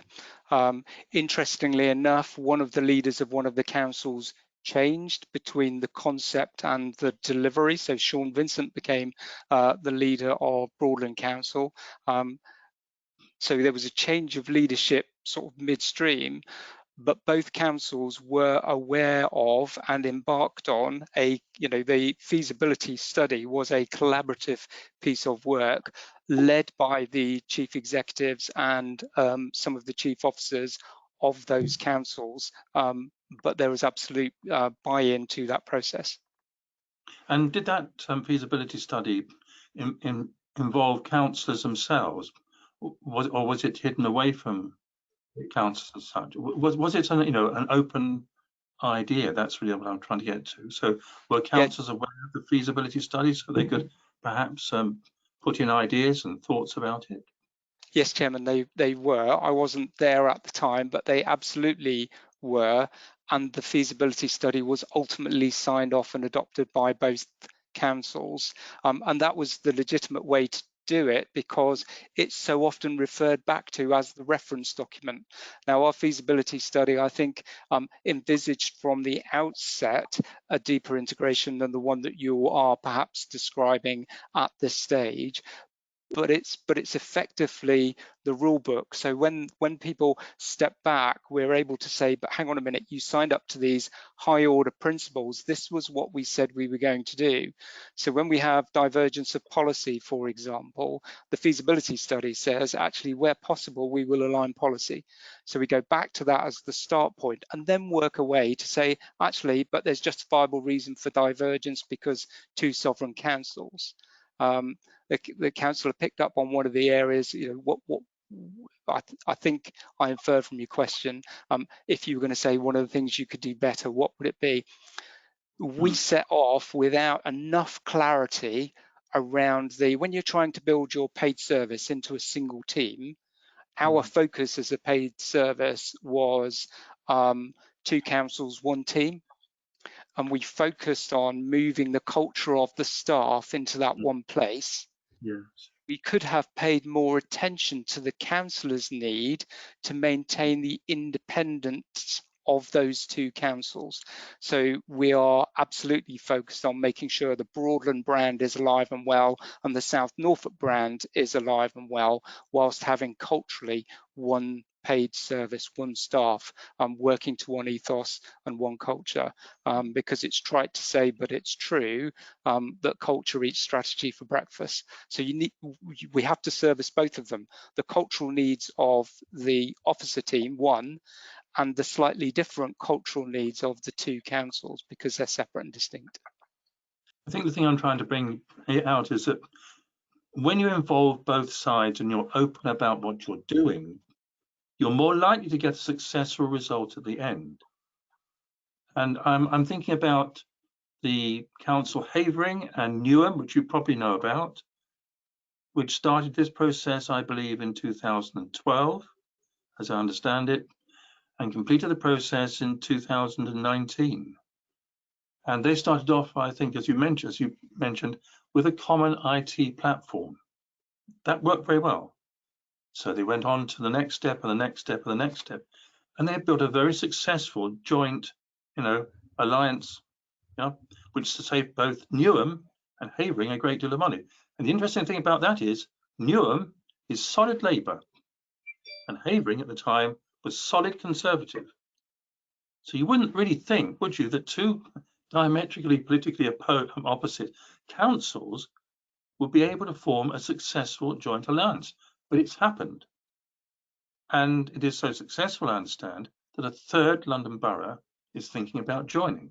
But the process to go through was very, very careful, and they took their time to consult everybody in the system. Nothing, no rabbits coming out of hats. It was purely and simply a step-by-step approach. And I think perhaps that's Councillor Doran's point, really, that we need to be involving everybody in what is a joint project. You've said too much. I'm going to call in the next person now, if that's all right. Oh, I haven't finished yet. Oh, of course. I do apologise, Councillor Doran. How could I have forgotten? I just want to pick up on just one word you used there, Mr. Holden. You used the word legitimacy. The feasibility study gave your merger legitimacy, and that's wonderful, and that's how things should have been done here. Because what our leader and deputy leader did was engage in clandestine, covert, concealed actions for over 18 months, I hear, and then threw them on the table 3 weeks ago and said, make a decision. Well, actually, they didn't say that because we had to call this scrutiny meeting. They even wanted to bypass scrutiny. So that's what's engendered all the angst. We're not against a strategic alliance per se. We were against doing it this quick with such little detail. So, thank you, Mr. Holden. Come back. Come back, Mr. Chairman, thank you. It would be wrong of me and remiss of me, and I have no intention of getting into the middle of your local politics, into council or within your own council. My only comment in terms of the pace of our own merger, our midterm financial plans wouldn't allow us the luxury of the type of time span that you referred to there, and actually finances are more challenged now than they were, but I really do not want to position myself in the political space and have no intention so to do. But thank you for your comments. Thank you. We would ask you Chair, to do I that. will stop. Yeah. I will stop now, Chair. I do have more questions, but I know that you're going to have a second round later. Yeah. So I will stop now in consideration of my fellow councillors and let them ask questions. Thank I want you. to thank you, Councillor Dorian, and thank you also, Trevor Holden, for really giving us a very, very good idea of how things can move forward. Now, I want to turn to Councillor Deborah Evans. You're next on the list. Councillor Deborah Evans, do you have any comments or questions? Yeah. Yes, I do. Please. Hello. Thank you very much, Councillor Woodliff, for chairing this scrutiny meeting. What I'd like to say really is a big thank you to Mike Edgell and Trevor Holden. Thank you for the clear and easy to understand manner in which you gave your talk. I personally feel this is a really exciting time for the council, and I haven't seen anybody come forward with any other ideas, any savings. We're all aware that things are going to happen that might not help the council in the foreseeable future. So we have to come up with ideas. So for me, this idea is exciting. It's moving us forward as a council. I feel confident that a great deal of work, I can hear somebody talking actually, I'm not sure who. Council, I feel confident that a great deal of work has already been taken place behind the scenes. I'm absolutely sure they've been looking into this for a while. I think if we miss this opportunity, I think the boat will sail. I don't think we'd be able to team up with East Lindsey again. And the feeling that you feel from East Lindsey, for me, I like the fact that each of the councils have some great areas of expertise, and they're different areas. So that will give us more expertise in the council. And I'm so motivated by this, and I feel this will really take Boston forward. And I think I want to do it in a positive way. I want to grasp this movement, and so I would like to say that I'm excited by the politics that are coming up, and I just wanted to put that across. So I'll leave it there and continue to listen. Thank you very much. Oh, thank you, Councillor Evans. I mean, did you have a question or not? No questions? Because my questions actually Tracy asked my questions actually, so right. Okay. So I feel my question was answered. So thank you. I thank you, Councillor Evans. Now we'll move on to Councillor Paul Goodale. Councillor Goodale, you there? Paul? Councillor Goodale? I can still see you, Deborah. Councillor Evans, yes. That's better. Thank you. Thank you. Right, Councillor Paul Goodale, you there? Can't hear you. Can't hear you. I can see you, but I can't hear you. Microphone's on. Right. Microphone's on, Chairman. Fair enough. Yeah, okay. Shoot away. Right, thank you, Chairman. Well, to carry on really from what Councillor Dorian was saying, the main thing I can't get my head around with this is the financial savings that are outlined within the report. I mean, obviously there are savings. I think we'll appreciate that. But obviously the purpose of this meeting is to scrutinise this report and how it works. And on page 6, 2D, it is by way of illustration to illustrate how the savings are to be achieved. It says, well, basically looking at other councils, but it says they provide a level of confidence for a rationale to target the annual savings at 1.2 million, which equates to 33 full-time posts. So basically what that report says is that the 1.2 million in savings on staffing will not be achieved until the full amalgamation of all the staff. Whereas later on in the report, it says we're going to achieve that saving in the first year. But when we which are so the two in themselves don't correlate. And then it says from month 13 to 24, we're going to save another 600,000, which actually then gives the yearly total saving of 1.8 million, which is in the actual figures. That's so I can't actually get my head around that, Chairman, because I mean basically one part of the report says we're going to save 1.2 million in the first year, where the actual financial savings model says we won't save it till year 2, and the total savings are going to be 1.8 million, although we're not clear where the other 600,000 is coming from, supposedly from rationalising services.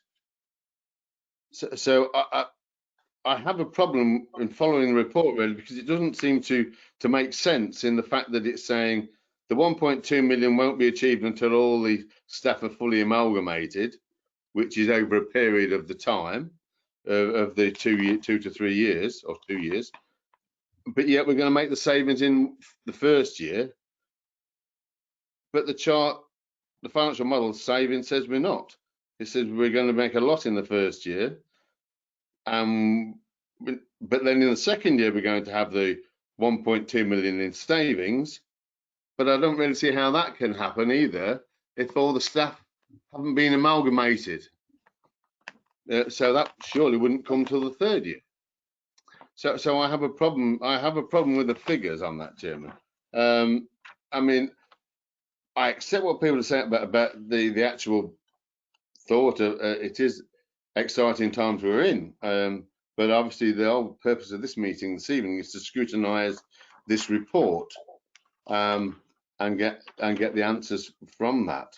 I mean, I was a member of the senior officer panel, and we did have problems with the figures or trying to align the figures or to actually match the report which we had. And although I accept what Councillor Skinner is saying, that this has been drawn up by professional people, those same professional people couldn't answer the questions we were asking. You know, I do have problems with the financial side of it. I also want to. Oh, do you want me to stop there, Chairman, and wait for a reply, or shall I continue?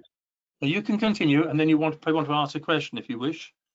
But the floor is yours. Well, no, thank you. I mean, that obviously is a question there. Why is the discrepancies in the report to the financial and the financial in the report to the actual financial table? There are total discrepancies there.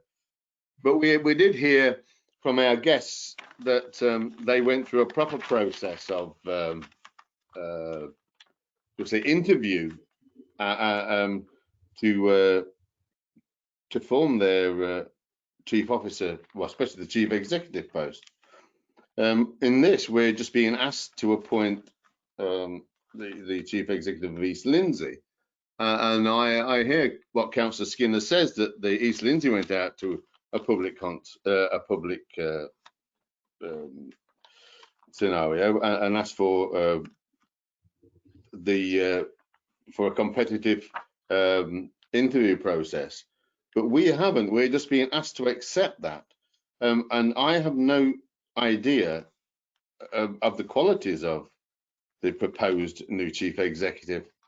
And I think that is important, that members of Boston Borough Council would feel to say positive about this appointment, rather than having a chief executive who's basically being just brought in as part of a deal.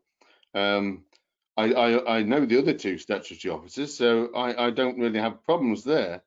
But with the chief executive of East LINDSEY, Mr. Barlow, I don't know at all. I would expect that we would, in the general run of things, interview to appoint a chief executive to this role. I mean, we have, you know, there was mention of this will be a plum job with the two authorities, and would that be an exciting opportunity for lots of people to apply for, and yet we just seem to be appointing, and I do have a problem with that, irrespective of what other people's views are. I personally have a problem with that decision. I will leave it there, Chairman, and I'll come back later when I've heard what other people have to say. But for me, in this report, the actual financial parts of it don't actually make sense. And it's a shame we don't have anybody here that can actually make sense of it for us. Just saying that's what the report says is just, as far as I'm concerned, is just not good enough. And I would like somebody to quantify what's actually in this report, because it just doesn't add up and it doesn't make sense. Thank you, Chairman. Do you want to ask ask either leader or the deputy leader a specific question, or do you want to move on? I thought I'd asked a specific question in the fact that the actual financial parts of this don't add up. I mean, so the question is, I mean, is there anybody on this meeting? Well, my question is there anybody here this evening who can actually answer the financial questions that are in this report that don't add up, rather than just say it's been done by professionals? Councillor Paul Skinner? They do add up, actually. The first 2021 is the first year, and if you look at the notes at the bottom, it says savings are shown for 6 months, so it very definitely adds up. So that's the 600, and the reorganisation budget is the 750, and that's why there's a minus 150 on the first 6 months. But it also goes on to say that the reorganisational costs set to pay back within 8 months, so that's why the figures are a little bit different on the bottom line. So that excludes, that sorts that out, but it does not allow for pay inflation. Savings do not allow for the pay inflation and therefore prudently undervalued. So what it's saying is the savings could actually be more. Now, you broached on the Chief Officers panel. I would throw it back a little bit. I was extremely disappointed because nobody was actually interviewed. You know, nobody presented any CVs because they weren't asked for any. I've got to say, as a process, I think constitutionally we really need to go visit that because it is less than good. Right, Councillor Goodale, any comments? I'll leave that for now, Chairman. Thank you. Right, okay, thank you very much. I now go to, I lost my list, sorry. Councillor Neil Hastie. Councillor Hastie, rather. Councillor Hastie, are you with us? Yeah, I've just got one question for Councillor Skinner. He was talking about different council departments merging together. And I was just wondering, could you see any problems if they've got different performance targets? One example of that is over fly tipping, because East Lindsey District Council collects air fly tipping within 10 working days, whereas Boston Borough Council do it within 2 working days. And I just want to see if they keep the same targets, can you foresee any problems? And if there are, can you guarantee that Boston Borough Council sticks with the 2-day collection? Councillor Skinner? Councillor Skinner? By magic. It is all magic. Well, I've already said that we will be setting performance data. That's drilling in, you know, really quite far. But that will be the challenge of the new chief executive, to make sure that what our council asks is delivered for our council.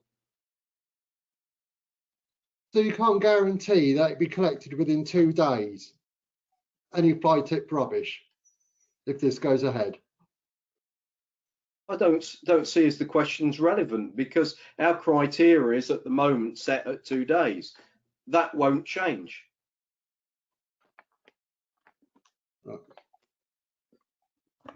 That's all. Thank you. Right. Thank you, Councillor Neil Hasty rather. So I apologise for that.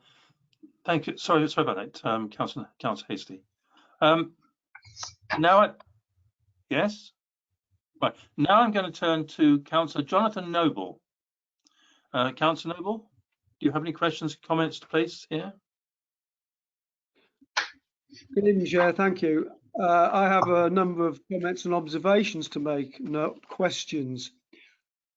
The first thing to say is the whole procedure is a rushed job. Now, Councillor Richard Austin talked about the fact that we've only had 3 weeks of consultation information. And I deplored Mr. Holden's disparaging, patronising attitude when his preamble to his answer to Councillor Austin, where he talked about a victim mentality. I thought it was incredibly offensive to a council of long and distinguished years service with Boston Borough Council. The key fact is this: we are not apprised of all the facts. Here's an example. We've just had a meeting, I think, of the Chief Officer Employment Panel. And the members of that panel were informed of the eye-watering costs of potential redundancies. But we are not in possession of the information, although we may do, we hope, by the time of full council next week. Now, I'm going to go back to start with some of the comments we heard at the beginning. We'll take Council Leader Paul Skinner. He talked about better outcomes. He talked about lower costs. He talks about ELDC being a coastal authority with a distinct identity. Well, the fact is Boston is an urban borough council with a very distinct identity. It's actually a very prosperous area. We have very low unemployment, and the economy has been very strong until, of course, the government decided to trash the national economy as a result of the COVID epidemic. But let us talk about costs coming to the council, because we know that already central government tried to mitigate the effects of their own financial disasters, have already allocated £75 million to go to local businesses who were struggling, of course, as a result of the lockdown. But essentially, we have been assailed by endless assertions. Now, I'm going to refer something to Mr. Edgehill said, because he talked about the cost of overheads. He talked about senior management costs, and he said that some authorities have no chief executive, or they share chief executives, or sometimes there are 2 directors. And it's important to attract top talent. But the key fact in this potential strategic alliance, the top jobs have not been put out to tender. The 3 key officers are already in place. Right, now I'm going to turn to some of the financial figures, which are, we are told, for example, that, well, we were told initially that it was all about trying to save senior management costs. Now, I'm going to refer to an email that was sent out by Councillor Judith Skinner on the Friday the 15th, and this was a series of questions and answers, and I think they were drafted by 2 individuals at ELDC with the initials J, G and ACX. And one of the questions was, are the savings all about removing staff? Answer: savings will be delivered through operational efficiencies as a whole, or on the whole. Now, if that's correct, that's all well and good. Let's go back to this business of job saving and axing some people in senior management. Now, we learned from the documents we've been given that the period of service review is actually 2 years. We also learned that employed officers will remain with unchanged terms and conditions. And then going back to the question and answers I referred to previously, we have a statement. Michelle, this is the Deputy Chief Executive, has stated there are no compulsory redundancies. So are we in fact going to be able to axe some of these senior management? But I personally have grave doubts about that. We don't know what the cost of the potential redundancy retirement package is for our Chief Executive. We don't know what his golden handshake will be. We don't know what his annual pension costs will be to the council. We were also told that we're going to save money. However, these are the facts, that for Boston Borough Council in the first year, we make savings of 198,000, but the costs are 247,500. So in fact, in the first year, we lose £49,500. Now, Mr. Holden's in Appendix D in our document talked about financial implications, and it talked about trying to save 1.2 million per year in the first 12 months based on getting rid of 33 posts. It later goes on to say, as the start of the strategic alliance is the 1st of July 2020, the posts will have to be relinquished by the end of September to achieve the full 6-month saving of £600,000. It goes on to say, a question is raised about the ability to deliver on such a tight timetable. So I'm really concerned that there will not be the job savings that we are told there will be. And this period of service review is over a 2-year period. So in summary, Chair, I'm deeply sceptical. If it were to succeed, if it could succeed, if the merger actually did result in a reduction in the number of officers and a result savings, all well and good. But Councillor Skinner said in his first opening paragraphs that we have a relatively small officer corps, and so do allegedly East Lindsey District Council. So that would imply actually we need more officers, not less. That is all for now. Thank you, Councillor Woodliff. Your Chairman Woodliff, I should say. Apologise. I don't mind. I don't mind. I go with anything these days. Right, Councillor Noble, thank you very much indeed for your comments. I'm now going to move on to Councillor Judith Skinner, who's the last on the list on this first round. I think that's right. So I've just lost my list, but I think that's right. Yes. Councillor Judith Skinner. Welcome, Councillor Judith Skinner.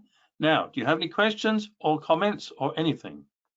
Thank you, Chair. I've just unmuted myself. Takes a little while. I'd like to thank Mr. Edgell and Mr. Holden for coming tonight and being very clear with their explanations. Comments I would like to make are that this is my opinion upon studying the papers and asking questions at the briefings that have been provided. This proposal is a model that has worked for other councils, so it's not untried, and we have had independent advice that has been sought, and that's in the report. Unlike previous proposals brought before the council, this model enables us to keep our unique identity and control over our budgets and decision makings and constitution.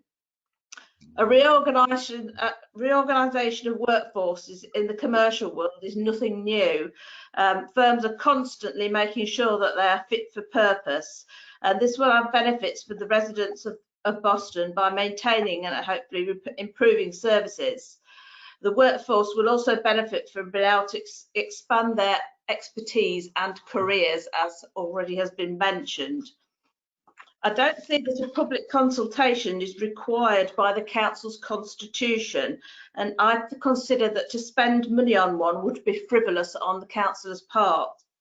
I believe the electorate elected us to make decisions on their behalf regarding the strategy of back office functions, and councillors should step up to this. Nothing is without risk, but to put our heads in the sand and do nothing is worse. I do not want to be in a position where we have to cut services to the electorate. We have a large hole in next year's budget and can't set a budget that doesn't balance. Using reserves is not an option, as it does not solve the underlying problems going forward. And the threat of a unitary council looms on the horizon, meaning we would not have any say in the way things happen. The Borough of Boston would be lost forever. Any councillor that thinks they are like King Canute and can stop the unitaries are deluding themselves. The proposal enables us to have control over the future of the borough with a modern, fit-for-purpose workforce the electorate of Boston deserve. There are also checks and balances built in with the joint committees that will be formed. This proposal is just the start of the process, and we should all work together for the good of the borough. Do not make the mistake of getting bogged down with any particular one aspect. Look at the whole picture and do what is right for the Borough of Boston. Therefore, Chair, I am in favour of these recommendations and proposals. Thank you. Thank you, Councillor Skinner. I hope that the meeting isn't considered frivolous. I hope you didn't, when you were talking about consultation, I hope you don't consider that scrutiny committees are frivolous. No, not scrutiny, our consultation to the public. Thank you. Okay. Thank you. The cost of, because of the cost of them, and it's not something that our constitution requires us to do in this particular instance. That's fine. Thank you very much indeed for your comments, please, Councillor. You're very welcome. Thank you very much.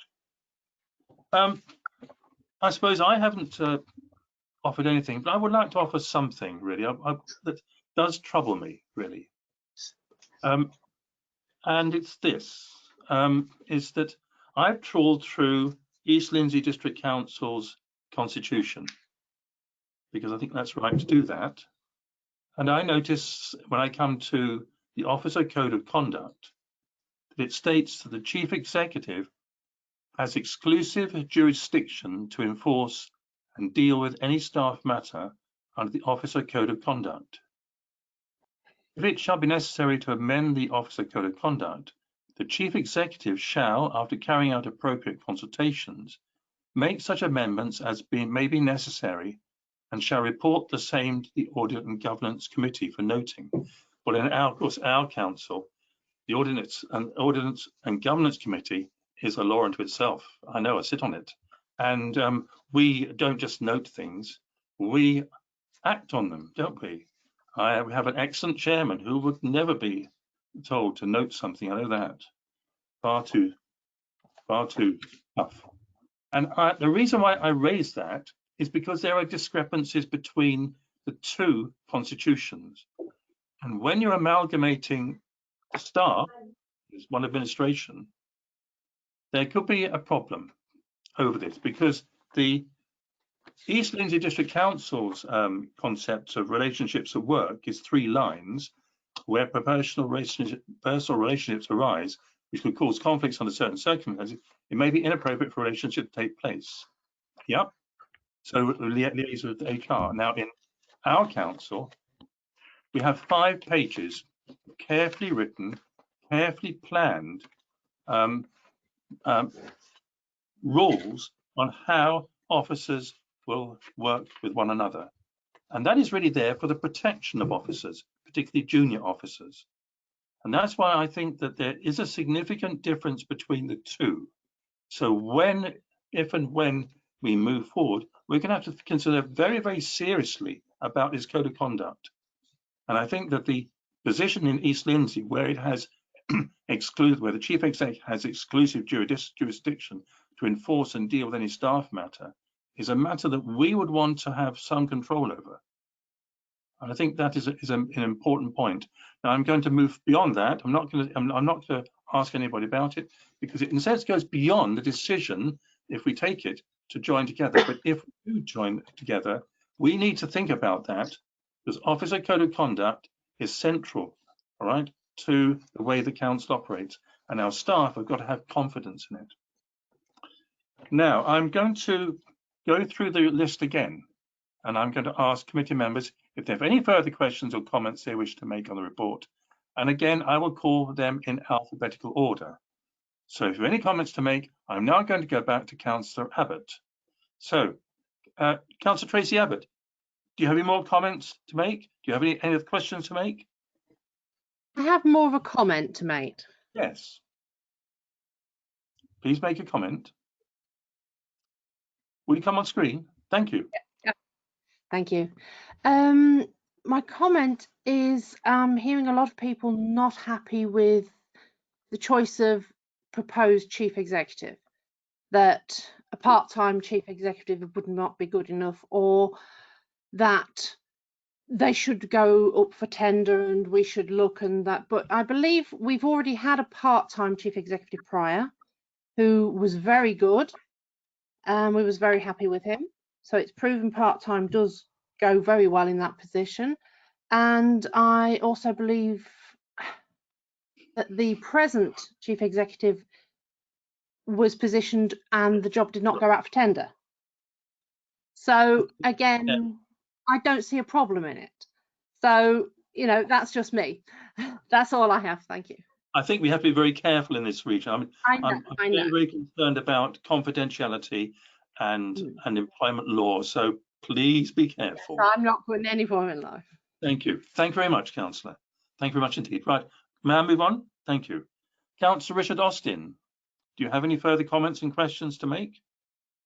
Just to say, Mr. Chairman, that I think we all want to be well aware that this is a historic and irreversible decision that we're taking, and that we need more time to bring everyone along with us. So that's the key issue that is on the table. Thank you very much, Councillor. Thank you very much, Councillor. I'll now move on, if that's all right, to Councillor Corner. Councillor George Corner. Thank you, Chair. I don't wish to make any more comments. Thank you. Thank you very much. Thank you very much, Councillor Corner. Thank you very much indeed. Thank you very much. Councillor Anton Danny. Councillor Danny, any more statements and comments? Thank you, Mr. Chairman. I'm going to share my web with you. Thank you. Thank you, Mr. Chairman. Yes, I have probably one notice on the figure of 1.2 and the 600,000 on the table on page 39. If I may come on that one. Do it as you choose. Yes, please. I think it's just to clarify, because I think the point is missing here. The point 1.2 million, it should be saved for the first year, which is 2021. Okay. And then on page 39, it states 2021, it's only 600,000. It's obviously the half of 1.2 because the merger hasn't happened yet. It should happen in July, which is give you the 6 months. So you cannot work on 6 months. You have to work on the period of whole year. And I think that will clarify the situation. What I would like to say, and probably that's my last say, in our time and in the past, a lot of services have merged to deliver a better, efficient, and clear strategies to enable them to meet the difficulties of the future. I do believe that the more we talk, the more we will get afraid of the fact of changing. The change is imminent. We already share some of the services with East LINDSEY District Council. And I think it's up to us as councillors to make sure that our lovely town gets its share, its fair share of the future. We will have to work harder to provide the Bostonians with a better and better life, and we have to make savings. I think the savings we cannot keep going on. And what it surprised me, Mr. Chairman, I think there is some councillors with us, which is probably they are with us now, and they have been there for probably the last 10 years in the BBC, and they've seen the raise of salaries. They were agreeing of this raise, and they never probably raised a finger to stop this spending, and they were agreeing with it, which is I will never agree with if it was up to me. So I think this is not the time we should say that, well, it's too quick, it's too slow. I think the change is imminent. We have to go forward. And if we're going to keep playing with time goes very fast, as many councillors know. And we know that. Mr. Chairman, you've been a teacher. You have to move fast with your exercise. You have to do things if you want to pass your exams. You cannot wait. And I think some of our councillors, my colleagues here, are asking us to wait. It's too fast. We cannot take it. No, we have to take it. We have to make change. We shouldn't be afraid. We should be brave, actually.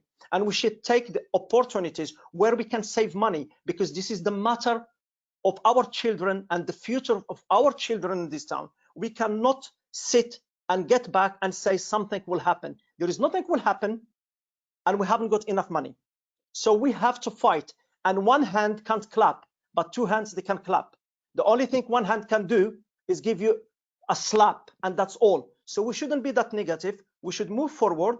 And I hope that I clarified the 600,000, because that's just half of the year. 1.2 is for 2021, and 600 if we merge in July, that will give you the half year. Thank you, Mr. Chairman, and thank you, Mr. Holden, Mr. Hedgel. Oh, thank you, Councillor Antonelli. Thank you very much. The pleasure is mine. Oh, thank you. It's always a pleasure to talk to you. I really enjoy your discussions. Everything you've got to say is really brilliant. Thank you very much. I suppose the only thing I would say is, as a teacher, former teacher, you do learn to pace things correctly. The one thing that Ofsted inspectors look for all the time is whether the teacher reflects the pace of learning inside the classroom. And it's pace, pace, pace all the time. Not too quick, not too slow, just the right space. So your skill as a teacher should be that you perceive the speed with which your children learn, and then you then move at that particular pace, and perhaps a bit quicker perhaps sometimes, but generally at that pace, so they take on board what you want to impart to them. So it's quite a skilled business. So really have to learn to look at what people are saying and thinking and bringing them along. And now I want to turn to, oh, I lost my track there. Councillor Dorian, yes, Councillor Anne Dorian, you're next on the list again. Are you there? I'm here, Chairman, thank you. Okay, I'll pick up. Thank you, Chair. So my questions to Councillor Skinner again. I'm going to go back to page 10, point 2.5. So my first question is, Councillor Skinner, the first phrase in 2.5 is the strategic alliance is built on a prudent business case. Where is the prudent business case, Councillor Skinner? Councillor Skinner, can you join us?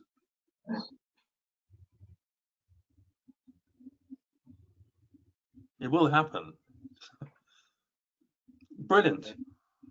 You've done it again, Councillor Skinner. You're back. The prudent business case is what was described of the merged team, the shared management, and the fact that we have 5.2 churn every year of staff. That is the prudent case. This could actually deliver a lot more. But my reasons for looking at this are purely along the remit of providing more capacity. That was exactly what the LGA asked of us in our report. We are a small council and we need more capacity. This will provide us with the capacity we need. That's my sole interest in it. Yeah, that's your opinion. So I've asked you, Councillor Skinner, I've written to you on the 16th of May, the 17th of May, the 19th of May, and then reminded you again on the 2nd of June that I still hadn't received any financials relating to this report and the proposed merger. Now, page 39, that is not a set of financials. That is licking your finger, holding it up in the air and hoping for the best. So where are the detailed financials that underpin this whole process?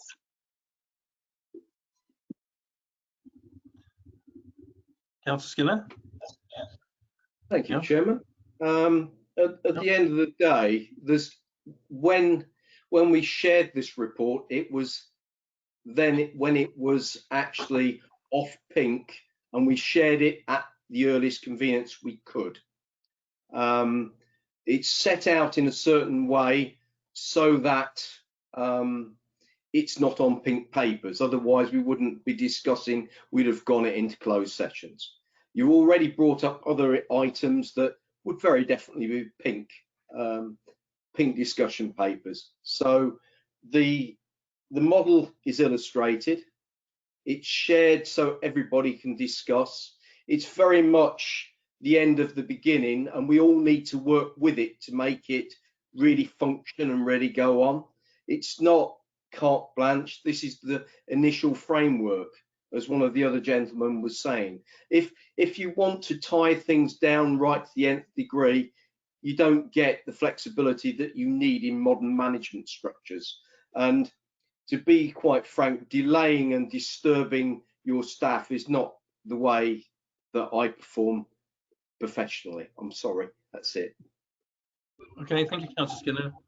Councillor Dorian. Okay, thank you, Chair. That was absolutely tosh. You wouldn't go and buy a house unless you knew what you were earning, what council tax band it was in, how much your bills were going to be every month, how much it was going to cost to commute to work, how much it was going to cost to heat the house, how much it was going to cost to install BT or Sky TV or whatever.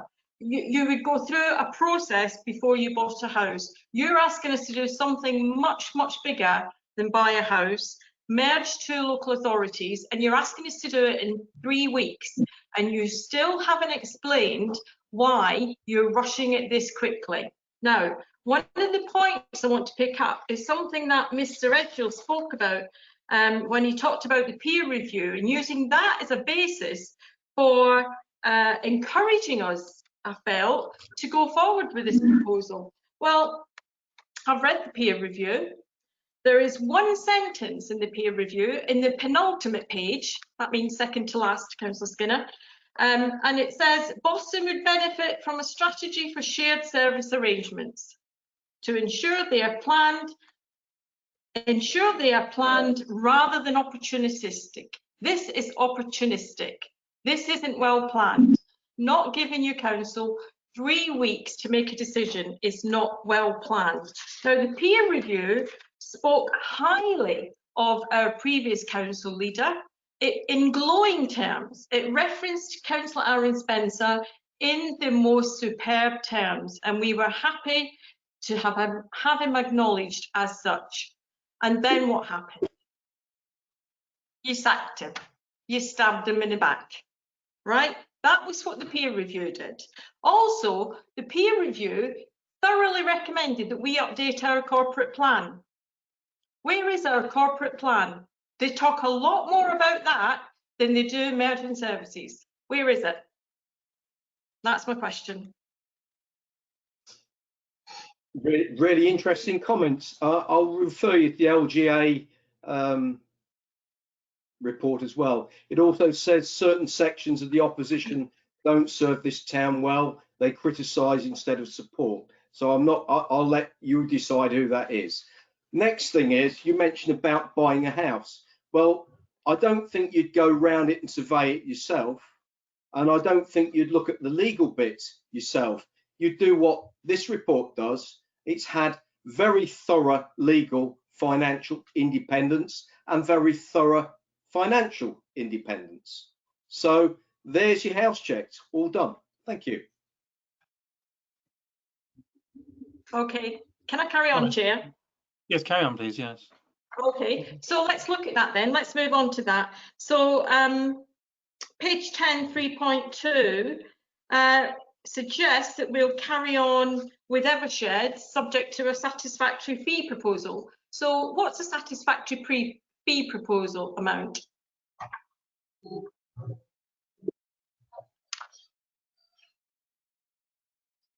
What it says in the report, a satisfactory fee so that it's competitive. Okay, and how much would that be? How much would that be, and where is that being costed into the figures? I don't think they also did the wind speed or the direction on that day either, but the people that have been through the figures are actually chartered accountants, and the people that have gone through the legal side are actually very well qualified, and I don't think they'd put their name to anything.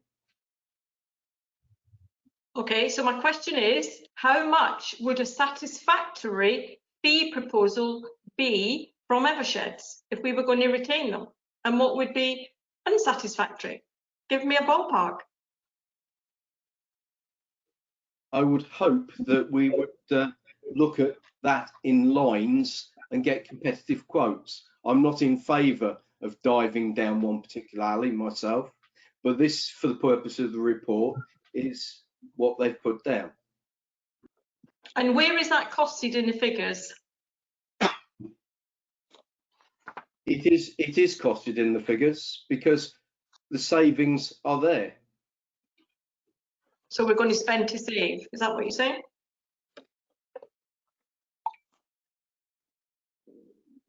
So let's look further then. Oh, sorry, I won't bother talking. Sorry, I apologise. I'm sorry. I didn't realise you were going to talk. Carry on.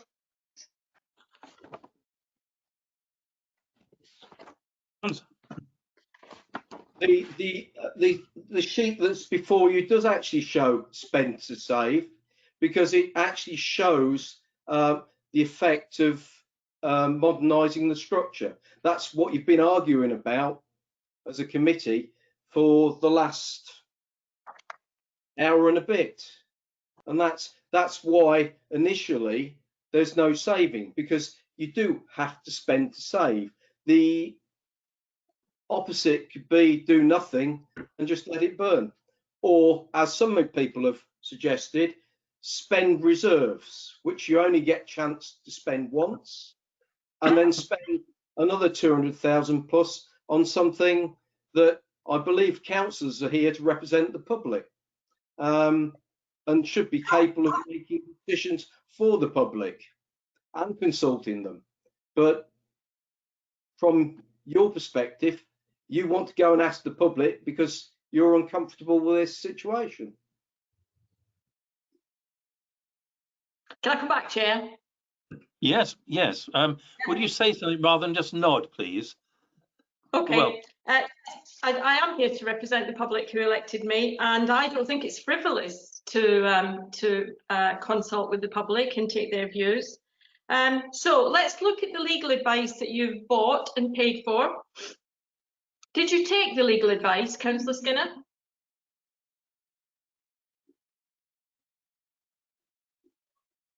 I beg your pardon? The legal advice that you bought and paid for, that the council taxpayers bought and paid for, when you received it, did you take the legal advice that was offered? The advice is within the report. Yes. Okay. So let's look at page 43. It's a bit more difficult, this one, Councillor Skinner. Do try and keep up. In the second paragraph, it says the future agreement about the allocation of the pension liabilities is not precise. And it goes on to recommend that as they suggest that as far as possible, the pension liabilities are costed and then referred to in a schedule to the agreement. So I looked then in eager anticipation to find the schedule to the agreement, but there is none. There is no schedule indicating the pension liabilities going forward, but yet that was the legal advice given to you. So why didn't you take it?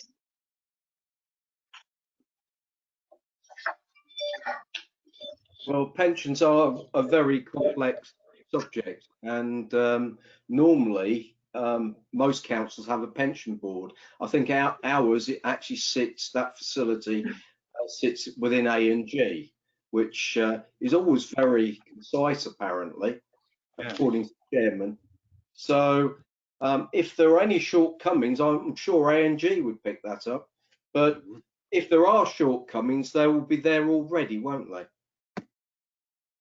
So, Councillor Skinner, are you saying that you made an active decision not to take this legal advice in the report from Evershed? I have looked at the advice and followed it. Thank you. So they recommended that you provide a detailed account of the pension liabilities. They then recommended that you schedule that into a report and attach it as an appendices to the memorandum of agreement. But you didn't. Councillor Dorian, councillors are actually strategic. It's officers that do the work and append things. Thank you very much. But you direct the officers. That's your job. Yes. The amount of information in this report is at the level that we can put in the public domain. Right, okay, moving on. You can see I'm not getting anywhere. I would like to point out that in the page 45, the general comments, Chair, that are laid out from Eversheds, this is my penultimate point, I do have one more to pick up. This is what they recommend, Chair, that we ensure detailed, timely and sensitive consultation with staff about the plans, that an effective, clear, transparent and consistent communication strategy as the plans are taken forward, and that member approval should be supported by a business case for the strategic alliance. Those are the top 3 recommendations under the general comments, and you have done none of those, Councillor Skinner. Why not? Actually, I've fully briefed staff and I've been involved with staff meetings over the last 3 or 4 weeks. Just as you were invited and failed to attend a question and answer session, some of these sessions would have answered some of these questions, and quite frankly, other people have turned up. Thank you. Councillor Skinner, you were asked by group leaders to coordinate an all-member briefing so that we could all hear each other's question and answers, and you failed to do that. You gave us no notice of a pre-arranged question and answer session, and I work full time. In addition to that, I want the public to hear us examine this proposal. I want the public to know that I fought long and hard to examine every single detail in this proposal, because believe me, when the figures get out, you are going to be crucified, absolutely hung and drawn and quartered by the public of Boston. Now, before we finish, I would like to go back to page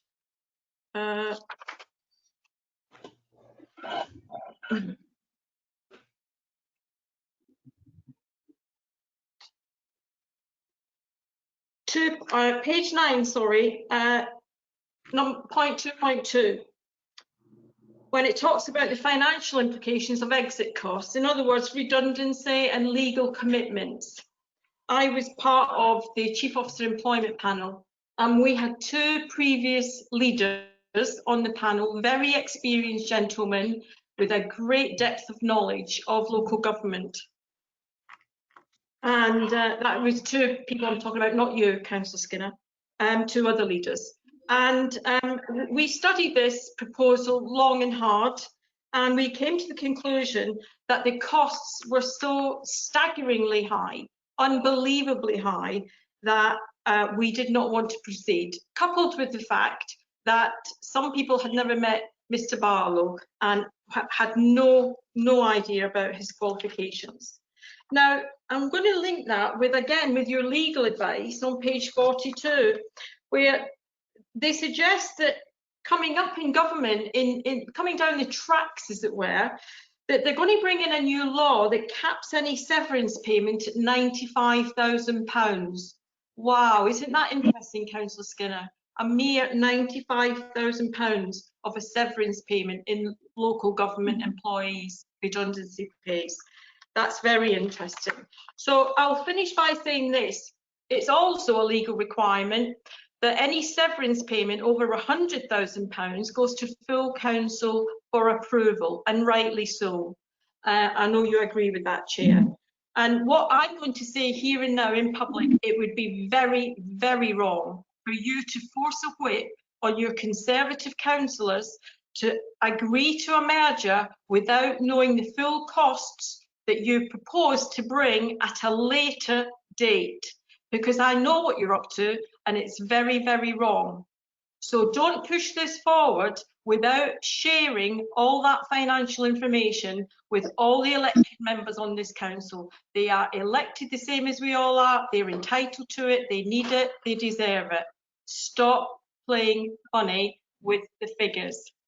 Thank you, Chair. I'll finish there. Right. Councillor Skinner, do you want to come back on that? Oh, I take that as being your answer, do I? Do I take that as being your answer, Councillor Skinner? I don't think there was a question there. I'm sorry. I thought Right. it was all a statement. Right. Okay. If you're both happy, right. I'm going to move on because time is pressing. Councillor Evans. Councillor Evans. Any more comments or whatever? Yeah, it just takes a second for it to load, I'm afraid. I wanted to say, really, I'm a little bit uncomfortable when insults are being thrown. Can you hear me? Yeah. Yes, carry on. Yes, I can't see So, you, yeah. but What there? It keeps saying that it's going slow and can't do the webcam. Basically, I just feel a little bit uncomfortable when insults are being thrown, because I think that throws the person that's replying to the questions, and also I think it makes people who perhaps have dyslexia or have intelligences in other areas avoid being a counsellor because they don't want to have insults thrown at them. So I just wanted to say that I just was uncomfortable. I thought there was a lot of great points there, but I felt if we could just take those insults out, it would be a lot better for me, because it does make me feel almost as if someone's been bullied. So all I was going to finish off and say, I think there's been lots of great debate, as there always is on the Scrutiny Committee. That's one of the joys of it. Devolution has raised its head. So if we choose to wait too long a decision, choices may be taken away from us. And we're keeping separate identity. So I would hope that probably, but again, you raised this interesting question, would mean separate constitutions. So that would be what I think would happen, but obviously we can cover that further away. But yes, listening to everything, I still feel that I haven't got another solution for saving money and moving forward and not being swallowed up in what's happening in the political world. So for me, this is the best that we've got, and I'm as I say, I'm sort of quite excited and positive about it. And thank you very much for an interesting meeting. Yeah. Thank you. Thank you.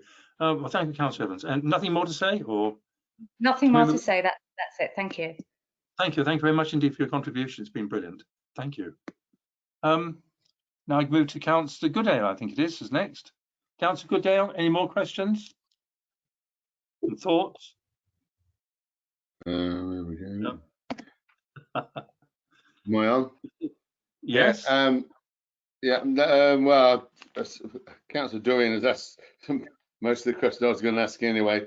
So I won't ask any more questions on that aspect, Chairman. Only to say that I make no secret of the fact that I do agree that we do need to find a partner, because I don't believe Boston Borough Council financially will or is capable of surviving for much longer on its own, given the financial constraints that we faced already, and I think one that will only get worse now in the future.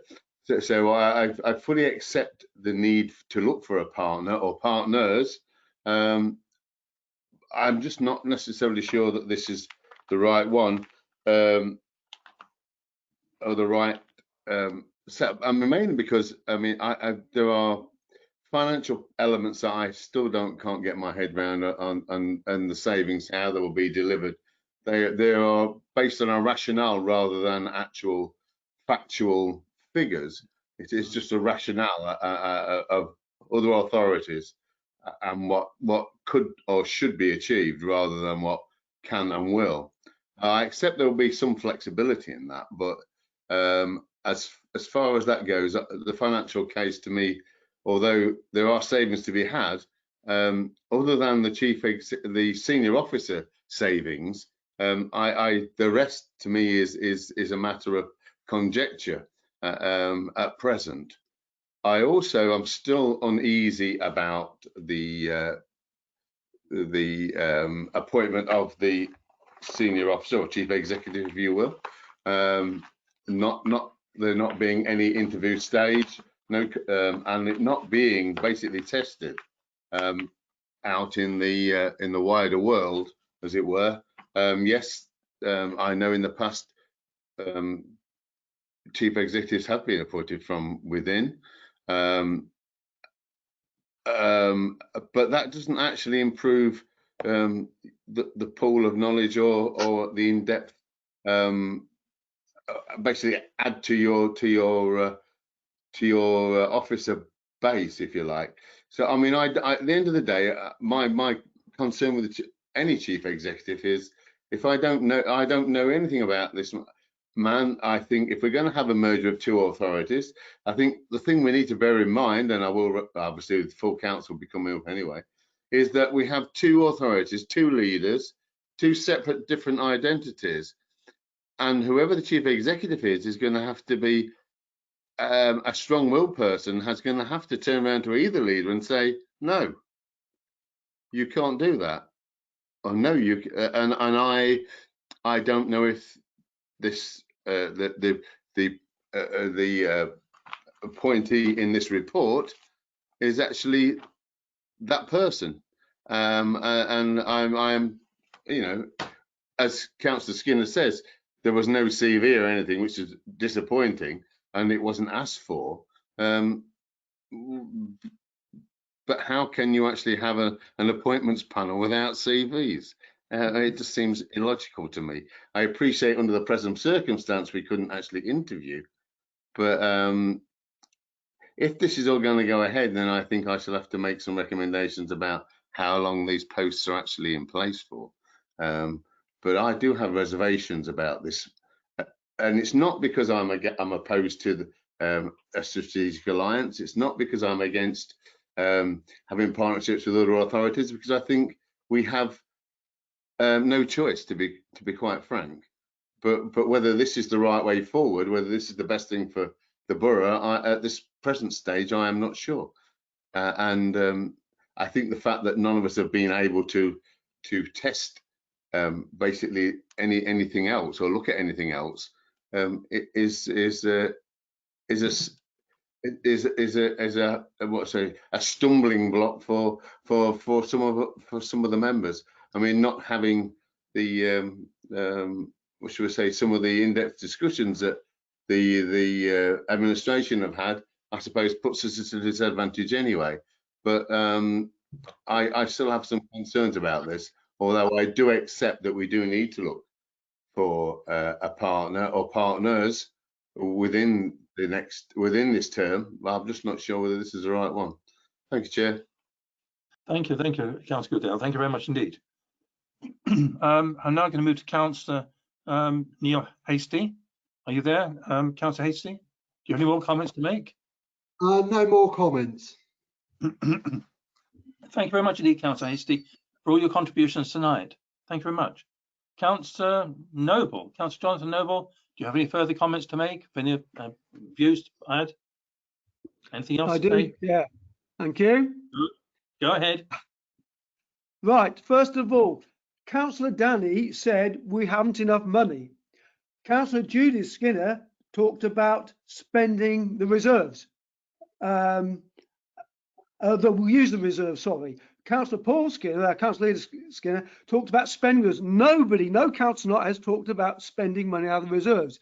Now, just for interest of everybody, our total reserves are 22,267,000, and our total usable reserves are 16.5 million. But no one's talking about using the reserves. The financial mess that we're in, the council tax reduction payments that the borough will suffer, and the business rates reduction in income suffer, are due to the mishandling of the central government, and they got us into this mess, and they will pay to get us out of it. And that's why they've already doled out £75 million to local businesses, so they're still viable. Right, we move on to the proposed chief executive. Now, according to Councillor Skinner, he wrote this document, so therefore it's bound to allege there's a compelling case for the strategic alliance because he stands to benefit from it. Let's not forget that Mr. Barlow is the man behind the £20 million property fund investment or loans. Point of order, Chairman, it's instructed by both current CEOs. The initial. Okay, thank you, Councillor Skinner, thank you. And it's interesting to note that the fair value of the capital sum is 1 million less than when we took it out. And it's also interesting that one of the property funds we invested with M&G have currently suspended payments. So I had grave reservation about that particular idea, which was voted through. There are contradictions in the document. I just want to but I'm going to talk about the Joint Strategy Board. Okay, this is on, it says on page 36, the Joint Strategy Board is a non-decision making group. And we learn on page 37 that it's comprised of all cabinet members of each council, the chief executive, no substitutions allowed. Well, if we go to page 22, we have a scenario where one council may want to withdraw from the agreement. This is 8.2 on page 22. And I quote, where one of the councils proposes to withdraw from the agreement for whatever reason, that council shall prepare a report to the Joint Strategy Board, setting out its reasons. If the Joint Strategy Board acting reasonably cannot remedy the problem, and I'll paraphrase, within a reasonable time to the satisfaction of both councils, then the council proposing to withdraw shall be at liberty to withdraw. However, that suggests if the Joint Strategy Board meets and they can come with a remedy to the problem, they have come to a decision. So therefore, it's wrong for the document to say they don't ever take any decisions. Another point is that you raised, Chair, actually really concerns me, which was about the code of conduct. And I think, and you correct me if I'm wrong, that the proposed chief executive can override the code of conduct. That is deeply worrying because you and I have both read the draft LGA model code of conduct, which is actually fairly sensible and not too detailed. So the idea that a chief executive could suddenly just trash that and impose his own code of conduct is deeply worrying. I'm also concerned about, we don't know what the super salaries of the triumvirate of the three leading officers will be. And from what people heard at the chief employment panel, it looks like they're going to be very, very large. It'd be nice, it'd be good to know what those proposed salaries are. And lastly, I'm just surprised that nobody has yet made a proposal with regard to proceedings tonight. That comes later. Oh, okay. Thank you, Chair. Thank you, Chair, for being a very patient chairperson. That's all I have to say at the moment. Thank you. The good news comes at the end, Councillor Noble, or bad. Right. The last person I have to call in is Councillor Judith Skinner. So, Judith, have you any more comments to make or views and whatever? Councillor Judith Skinner, are you there? Yes, I'm here. Can you hear me? I can hear you, but I can't see you. Should be able to see me now. Brilliant. Okay, excellent. I can't click two buttons at once. Chair, thank you for a very interesting meeting. I'd just like to mention that people keep saying merger. It is not a merger, it's a strategic alliance of the councils. It might be a merger of the staffing as such, but it is a strategic alliance, and that should be mentioned. That should be what we should be talking about. I think we need to be bold to ensure the future of the Borough of Boston, like Councillor Evans said. If we don't seize the opportunity and dither, nobody else will give us a second chance. And I also want to say that we need to be respectful of each other. If there's a saying about if you can be anything, be kind. There are ways of saying things without being rude, quite frankly. Thank you. Yes, that's okay. Thank you very much, Councillor Skinner. Dan, have you finished? You're finished. Yes, thank you. Right. Thank you very much indeed, Councillor Skinner. Thank you very much indeed. Now I'm going to move actually to the non-committee members. If any member wishes to, any committee member wishes to ask any further questions, you can use the chat facility to register to speak. Then that will be picked up by one of our officers. But I now want to ask the non-committee members if they have any questions. Can I move to the? Thank you. Yes, I saw you wave, Councillor Daly, but I must try and bring in the non-committee members as well. We have 4 of them to want to speak, and time is moving on fairly quickly. So I need to be able to do that, even if we go back afterwards to go back to the committee. That's fine. So I want to move, if I can, to Councillor Alison Austin. Good evening, Chairman. Can you see and hear me? Yes, I can. Go ahead. Good. Austin. Right. Well, thank you very much. First of all, thank you to Mark Edgehill and Councillor Holden for giving your time this evening. Much appreciated. Right. All along, I have said I have no objection to the principle of sharing officers, merging services, sharing services. However, and that's the key word, isn't it? However, it's what else is involved. Now, I'm not going to go over and over again saying things that have been heard this evening. I'm not a committee member, so I shall save the majority of perhaps my points to full council, when I will obviously have a more prominent role. Right. It's been likened, I think, by Councillor Holden, amongst other people, to a journey. We're on a journey. We've got to take people with us. And if we think about perhaps, rather than a bus, a train, not that we see those very often in Boston, it has to be the right train. I don't want to get on one that's going in the wrong direction, but also we want to have the right people with us. So we have this question then of, should we have been seeking any alternative? I won't call them bedfellows this time, because I think that rather upset the leader when I use that term before his cabinet. But there are obviously 2 other councils which are which have adjacent boundaries, adjoining boundaries.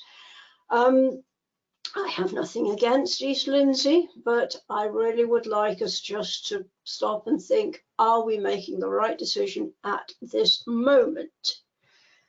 Interestingly, talking about sharing, for the, well, for quite a long time, I've been as a county councillor on the joint local plan. That's, well, I suppose it's 9 years now I've been on that committee. And I note that with interest, it's a joint local plan with South Holland. And in fact, at that stage, we did have to think carefully, do we, for instance, want to let East Lindsey take some of our affordable housing quota? But in the end, we didn't. We stayed with ourselves, and at that stage, you know, a plan that is joint where appropriate. But some things are different. We don't necessarily have to have every paragraph that applies to both councils. Some apply to one, some apply to the other. So that's looking at things from a planning perspective. Right, well, obviously, chaired by a former colleague, I've obviously been a teacher, and as a maths teacher, I don't do money. But there's one statistic which I will pick up in this particular report. I spent quite a lot of time looking at the Memorandum of Understanding. Sorry, of Agreement, isn't it, with this one, MOA. One point was made about 33% of costs, which includes salary, etc., being taken by ourselves, and the remaining 67% by East Lindsey District Council. However, 33% of the costs to me indicates 33% of the officer time. So what's that going to mean for a monitoring officer? Can they manage to do what is required for our part of the alliance within 33% of the time?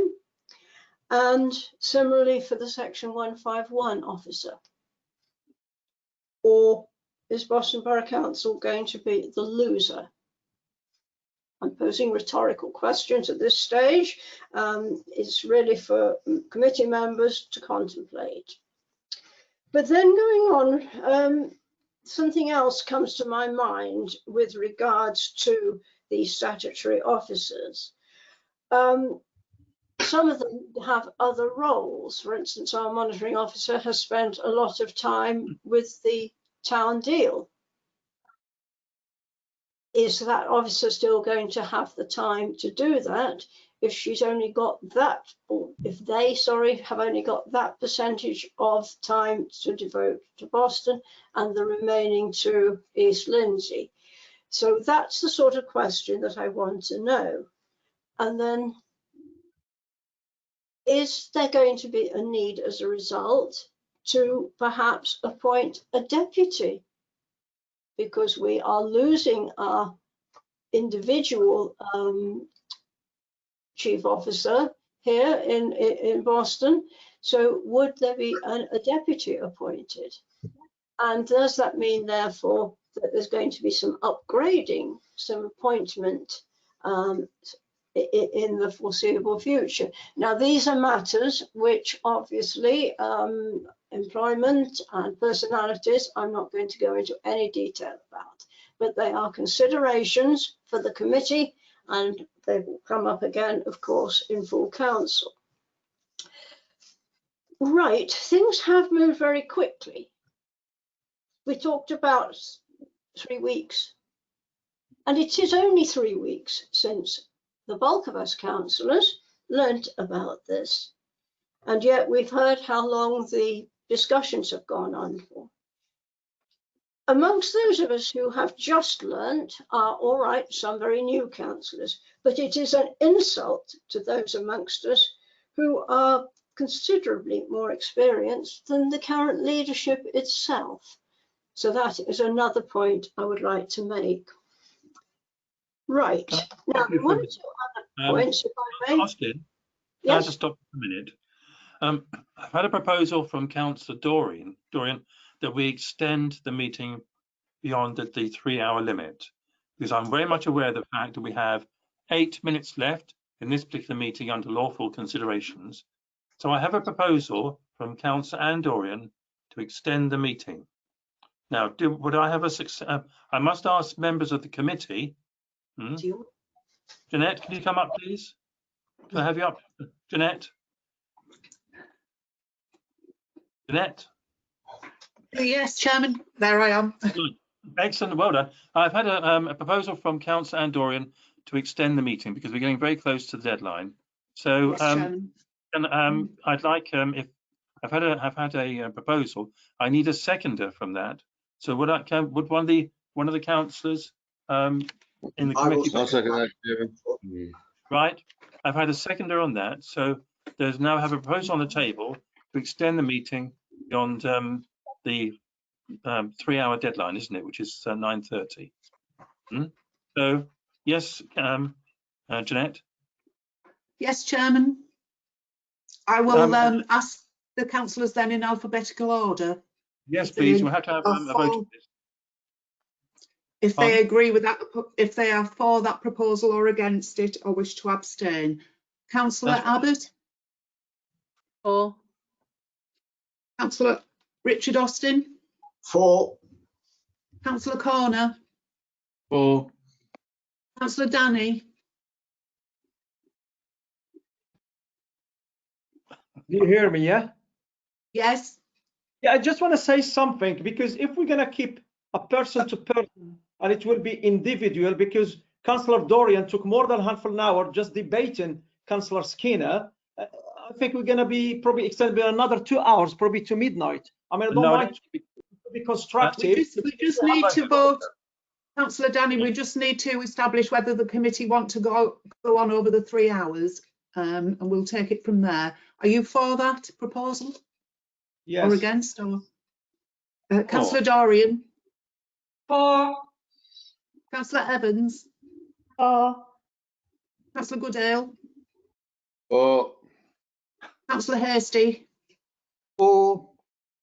Chairman, it is clearly carried. I don't know whether you want me to continue. Yes, okay. Well, I'll have to be for, won't I? I mean, I can't do anything else but that. Yes, I'll be for it, and I'm sure that well, I don't know. You have to ask Councillor Noble and Councillor Skinner. I can't deny them the opportunity. So, Councillor Noble, if you're still there. For, good. Councillor Judith Skinner. Thank you for your consideration, Chair. For, and I'm down for as well. All right. Okay, so we've agreed to extend the meeting.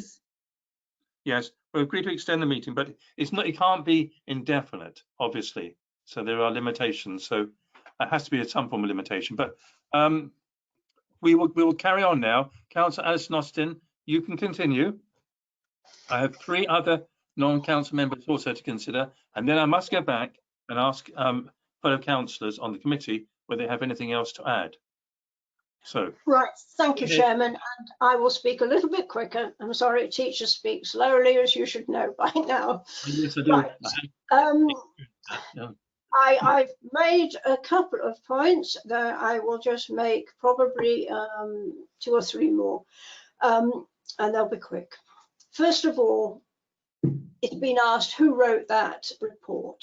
I certainly believe it would have been written. Sorry, I've lost your speech, Councillor Austin. Can't hear you. Right, I'll try again. That's good. Thank you. I think I muted myself and then.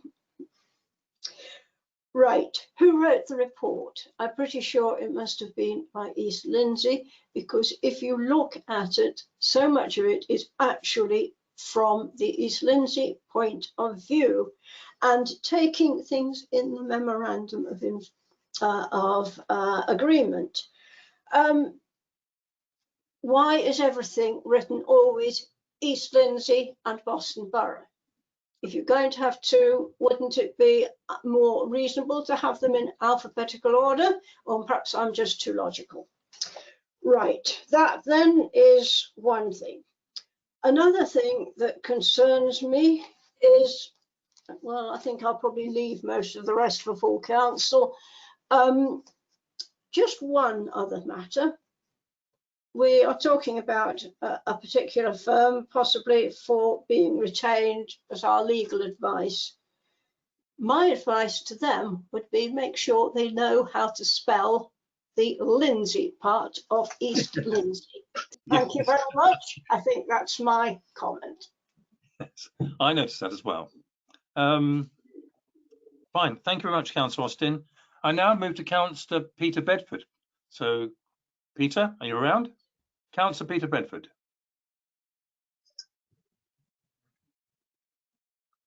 Good evening, Chairman. Can you hear me? Yes, I can hear you. Can you hear me? Rather red in the face. Right. It's the sun at Freeston here. Oh, you can go there. Fine. Right. I'll move straight to the points. Is Mark still with us? Mark, I am still here, Peter. Yes, hiya. Hello there, Mark. One point, please, if you could clear up. Has the laws on devolution changed as this has been brought into the conversation tonight? Or if Boston still stays, even in a joint relationship, they would still have their own vote and take part in devolution?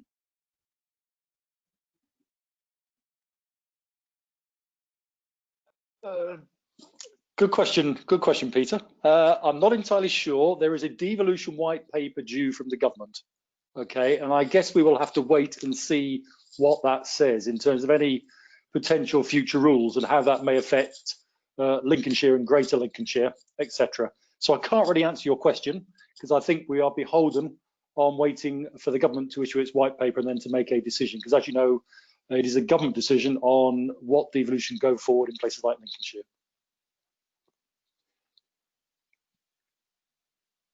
Peter? Right. So it may have changed from the last time. Nothing's changed at the moment. Okay, the rules are still the same at the moment, although as we know, there was, I guess, differential application of those rules in different parts of the country. But the government has said there is a devolution white paper due. Brexit delayed that, and now COVID has delayed that, but we still expect to see that at some stage. Thank you. So I can assume at the moment, and council can assume at the moment, until another paper comes out, that Boston would still have its rights at the table. As far as I can see, yes. Whether you're in a, I mean, this is, as I think some of your other colleagues have said, this is not about merging two councils. This is about sharing management between two councils. You're still a sovereign council. You are still there to make the decisions you want. So in terms of that question earlier on fly tipping and the target for your fly tipping teams and things like that, if you want to leave it at 2 days, leave it at 2 days. All you're doing is getting collective shared management, delivering the targets and ambitions of Boston. Thank you on that. I'd like to move on because both Mark and Trevor have made it very, very clear that they believe a senior management structure must be very strong. And of course, the Broadland did go out for advert, as I believe we should. I support the fact of joint workings, as you know, but we need to get a proper thing across. We need to look whether or not we move south and east, to take both in my mind. And the most enlightening thing to me tonight, because obviously this paper was put together, we were told at Chief Officer panel that all papers have been put together by East Lindsey. Boston officers have not had their input into them. That was very, very plain. And with the leader's comment tonight, which absolutely I've written down, and said that he was rather disappointed at the Chief Officer panel that there was not an interviewing process. So that really speaks for itself, that really this is being pushed along too fast and the whole thing should be looked at properly. And I don't think it has been looked at properly, only from East Lindsey's point of view. And that's my comments at this stage. Thank you. Thank you, Councillor Peter Bedford. Councillor Brian Rush is next. Councillor Brian Rush, are you there? Good evening. Good evening. I apologise for the wait. I apologise. Quite all right. It's been a very busy evening for you, and I have to be honest and say although it's been a bit active, the conversations that have gone on, they have been quite enjoyable. If I might, first of all, have a little bit of advice, Mr. Chairman. I assume that the papers that we have been given notice of the meeting of the Overview and Scrutiny Corporate and Community Committee are all public documents. Is that correct? Because there is a legal letter in here, which, if I refer to it, I don't want to go get in trouble with the powers that be. I think, as I understand it, yes, is a public document, and therefore everything in it is a public document. That's the way I read it, and the legal advice is it's been placed in the public domain. Otherwise, can Janet tell us and make sure? Well, yes, shall we ask them? Yes. Yes, Jeanette. Yes. Come in, please. Yes, Chairman. Yes, Chairman. The whole of the agenda pack is a public document, including the legal advice letter. Thank you. I thought so. I thought so. So everything's open to you, Councillor Rush. Yep. Thank you, Mr. Chairman. Thank you, Jeanette. I'll refer then, first of all, I've got a few comments to make, Mr. Chairman, but I would like to refer to page 47 and the paragraph which starts financial implications.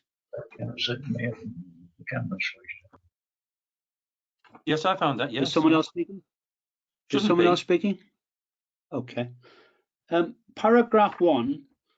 There is the last 4 or 5 lines which says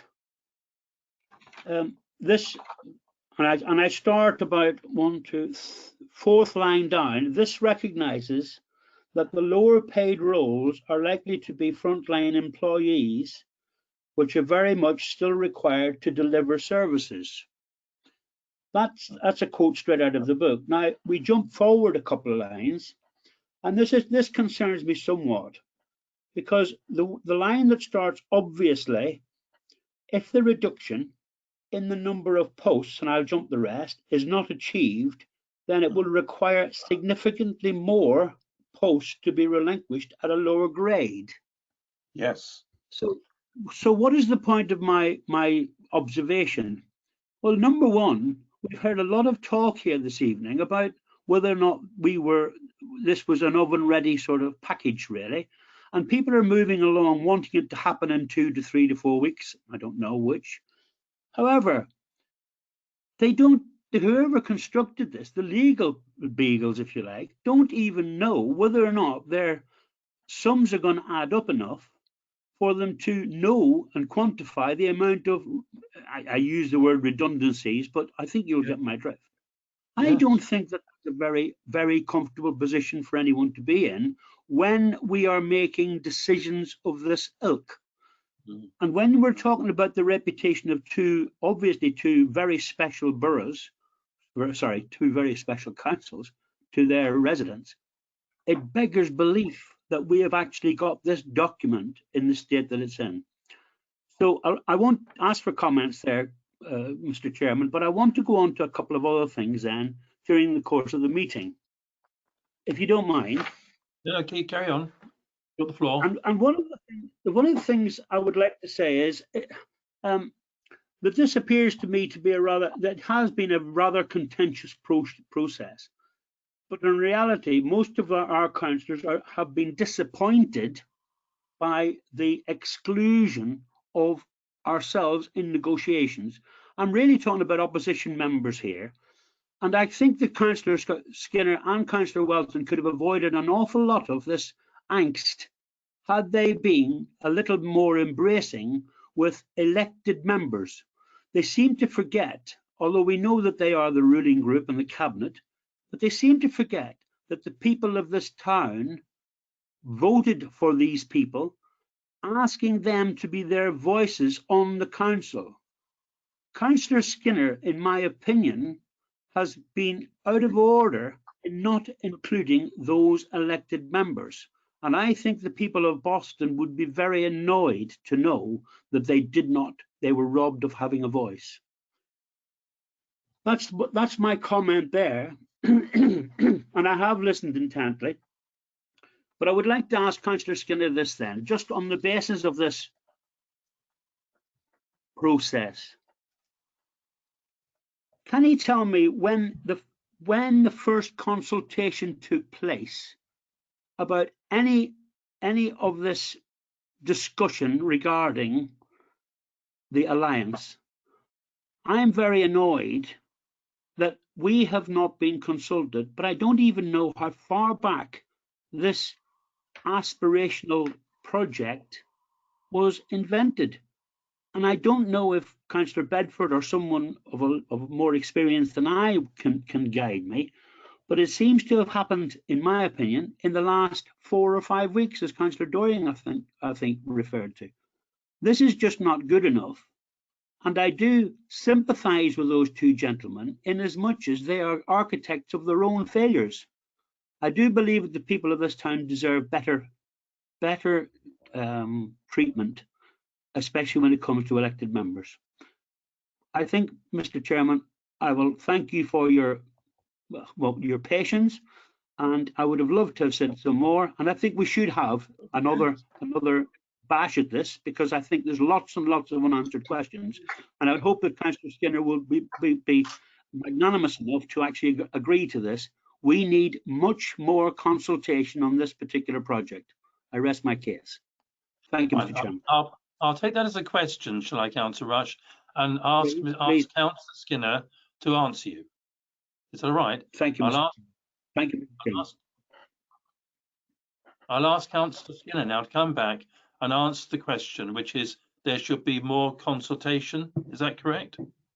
Is he prepared to give us more consultation? Right. Councillor Skinner, the floor is yours. I'm a bit confused to what actually, there was lots of questions there. I thought one bit was the time frame, and the best person to tell you the time frame is actually Councillor Welton, because he's been involved with this a lot longer than I have. The first meeting I had with East Lindsey, as I've already said, was on the 4th of March. But at that stage, because of Local Government Act, we weren't able to share it. We've shared it with you as quickly as we can.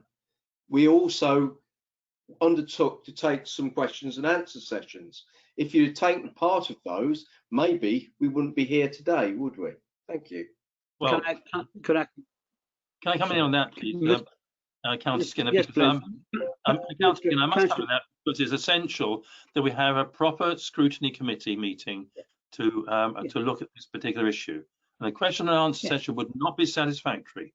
We have to have a scrutiny meeting. Something actually hasn't happened at East Lindsey District Council, but we have to have it here. Actually, Chairman, I'll refer you to our constitution.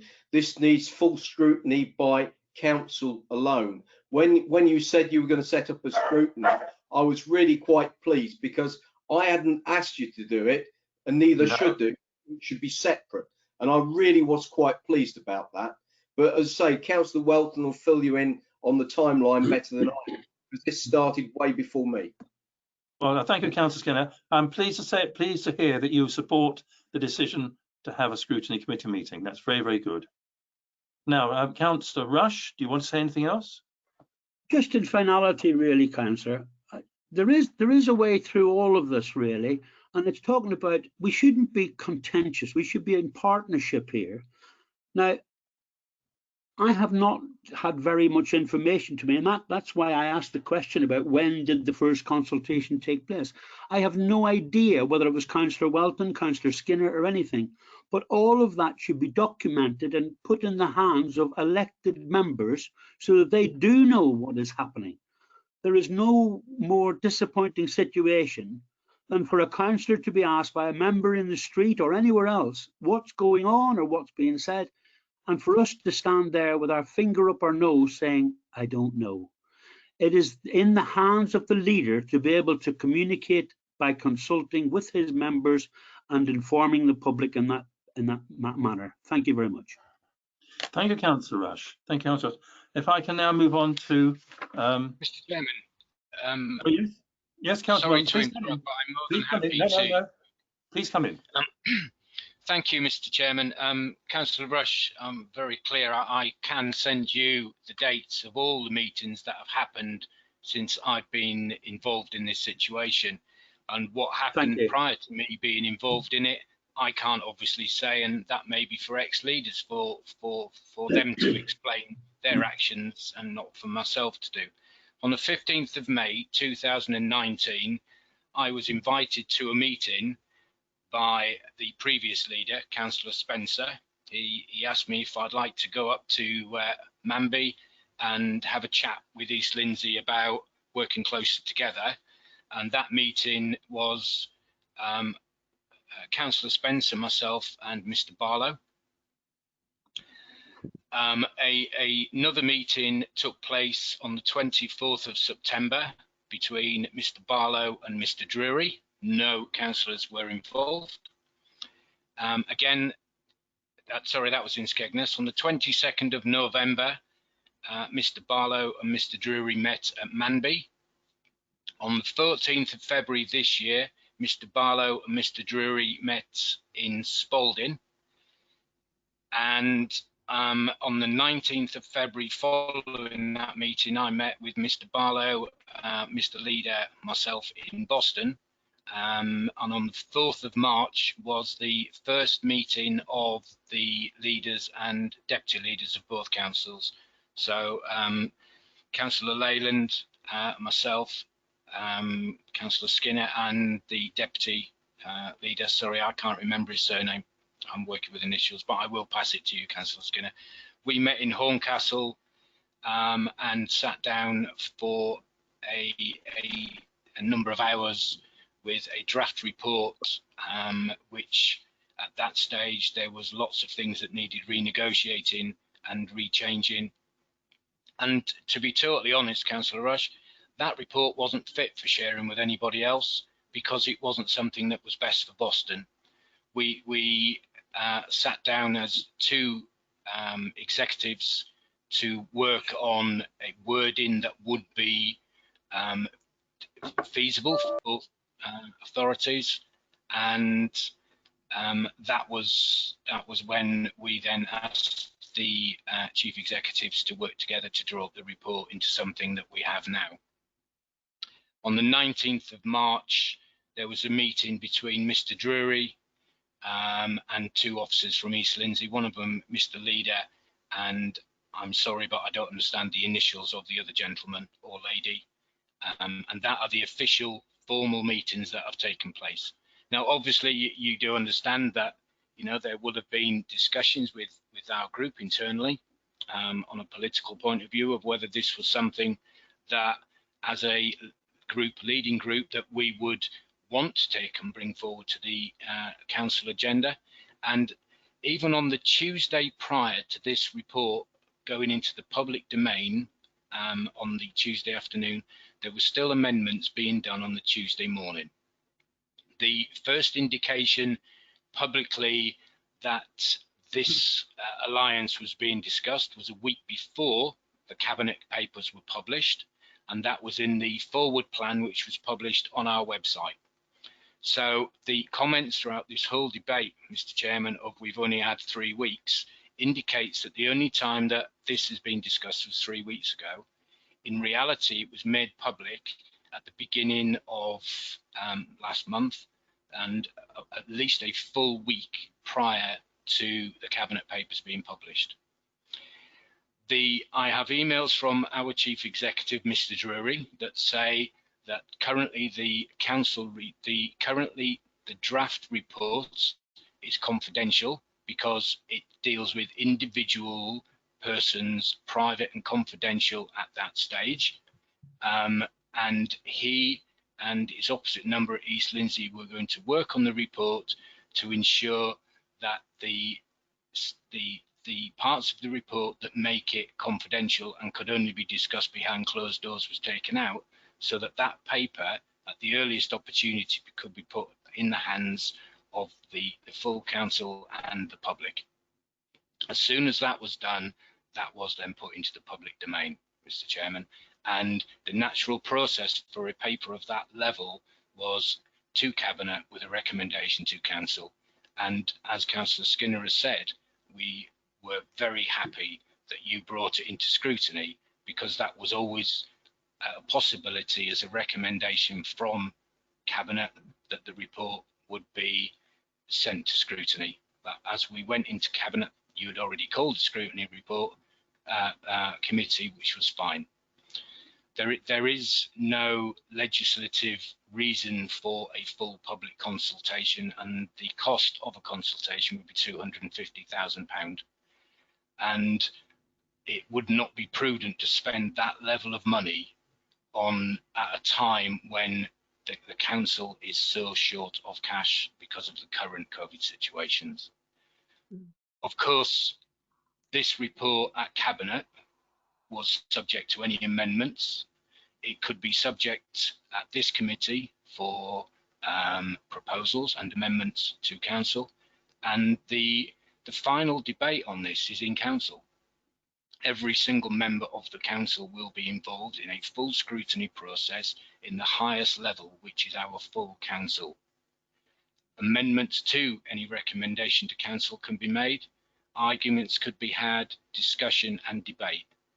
But at the end of the day, the decision of this council is made in full council, and we can argue, we can debate, we can agree to disagree, but at the end of the day, we are civic leaders of this town, and we cannot sit down and discuss and discuss and discuss while the town falls around us.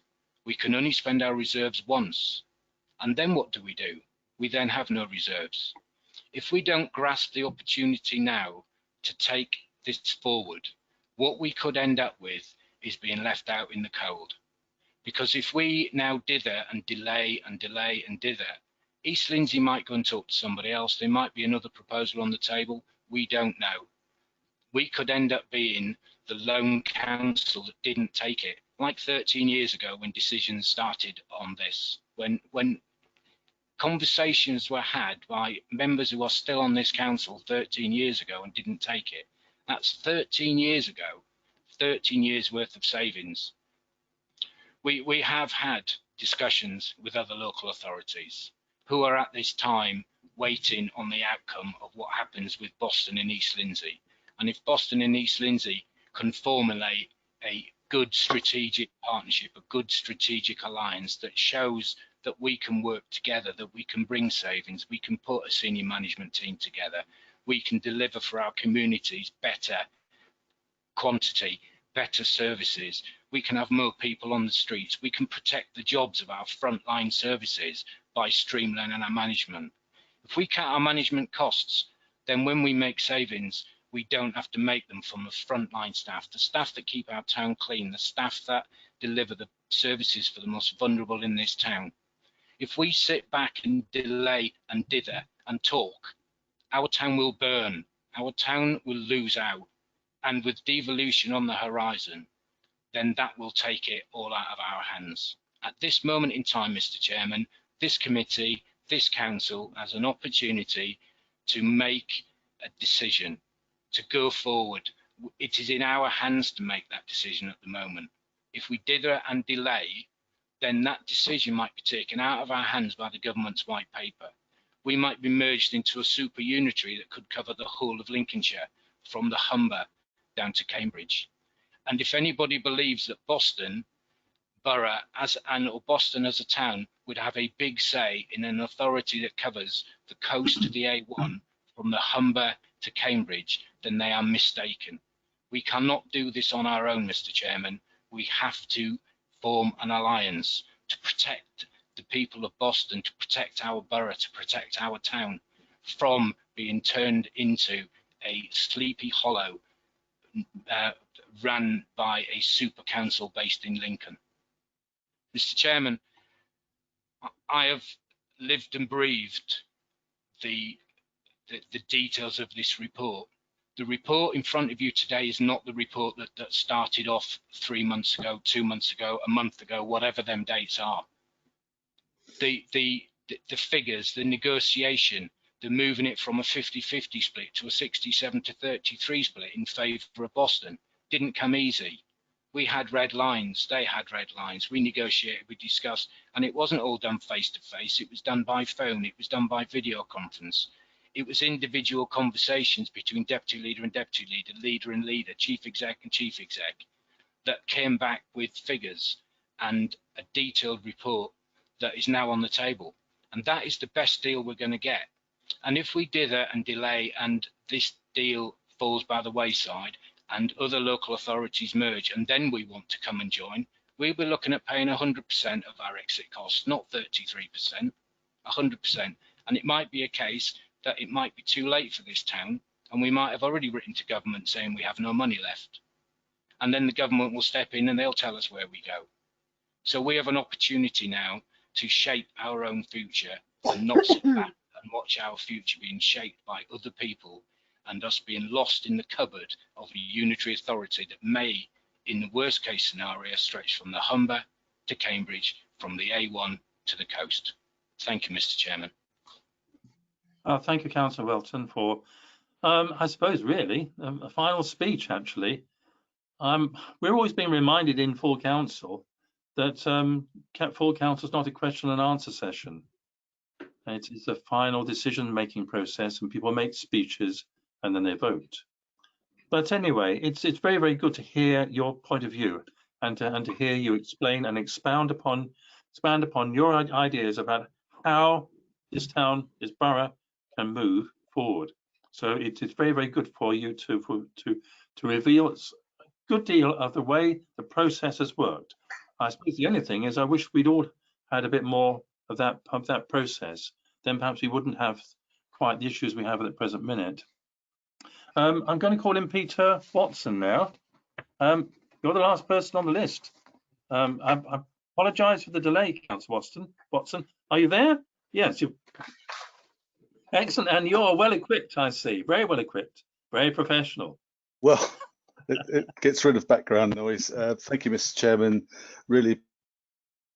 Yep. Do you want? Yes. To try and get this, explain this how I feel succinctly and fairly quickly, bearing in mind how long this meeting's already gone on. You've got the floor. Thank you very much. I come from, it's no secret, I come from a background of the financial world with some 20+ years experience in financial services, in particular 15 years of financial advising to individuals and in some case corporations as well. I'm one of these people, I would like to make a decision, but the trouble is I really feel at this point in time, and I actually feel for committee members who want to come up with a decision here, I don't think we have enough information. I find the report lacking detail. Going back to the beginning of this meeting when Mr. Trevor Holden very kindly spoke, and he referred to a financial plan, a feasibility study, and I'm not convinced that we have sufficient detail to scrutinise this. I understand there's employment law. I understand that, you know, we can't have details about people's personal employment with organisations. So in a way, we are, I would suggest, in rather a rock and a hard place. Yep. I feel troubled that the position of CEO is not going to be go out to what I would call public tender, be advertised. And I feel that what's been revealed is that the CEO position is rather untested. And so I think there needs to be more detail. I think the speed at which this, I understand, yes, we need to try and get on with this, but I don't want to jump on the bus and think that, well, if we don't have enough information about the bus, that's actually going to break down when we go around the first bend.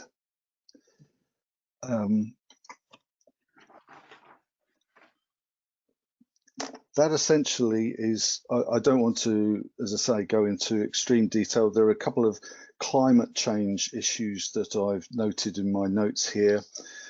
We have one workforce, is it 2 or is it more locations? So although in this document it says there are no climate change implications, I would suggest there could be some.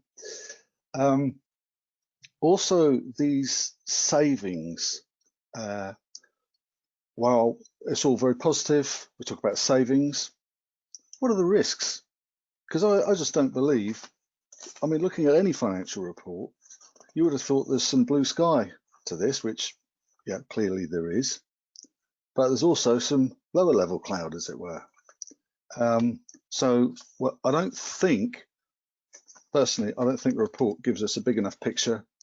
And I, as I say, sympathise with the committee who are trying to scrutinise this. That's all I have to say, unless anyone cares to come back.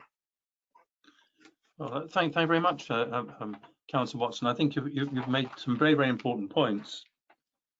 I noticed when you refer to Appendix D in the report, which is the letter from South Norfolk House to the 2 chief executives, it does say Obviously, if the reduction in number of posts costing 36,000 a year or above is not achieved, then it requires significantly more posts to be relinquished at a lower grade. And Eversheds themselves, on the preceding page, do make quite a lot of this business about ensuring timely and detailed and sensitive consultation with staff about the plans. Seeing as they've had about as much time as we have had to examine this document, there must be some very worried households, you know, in this borough of ours. And we have a duty to our staff to ensure that they are treated fairly and decently, and are not just, you know, used as fodder for, should we say, a new plan. We know how major companies around the country sometimes, you know, do chuck their staff out. Rolls-Royce is going to throw out 6,000 people, isn't it? You know, and it's a huge number of people to go. We're not in quite that category, but this is a small town. There are not many employment opportunities available for people here. So we have to be mindful of the welfare of our staff. I think it's a critical issue here. And behind this, I am worried for their welfare. As I have raised with officer conduct and other things, I'm worried about the general circumstances of junior employees here in particular. You know, when I go back to the business officer conduct, there was a reason why the ALC officer conduct regulations were remodeled. So I won't go any further into that.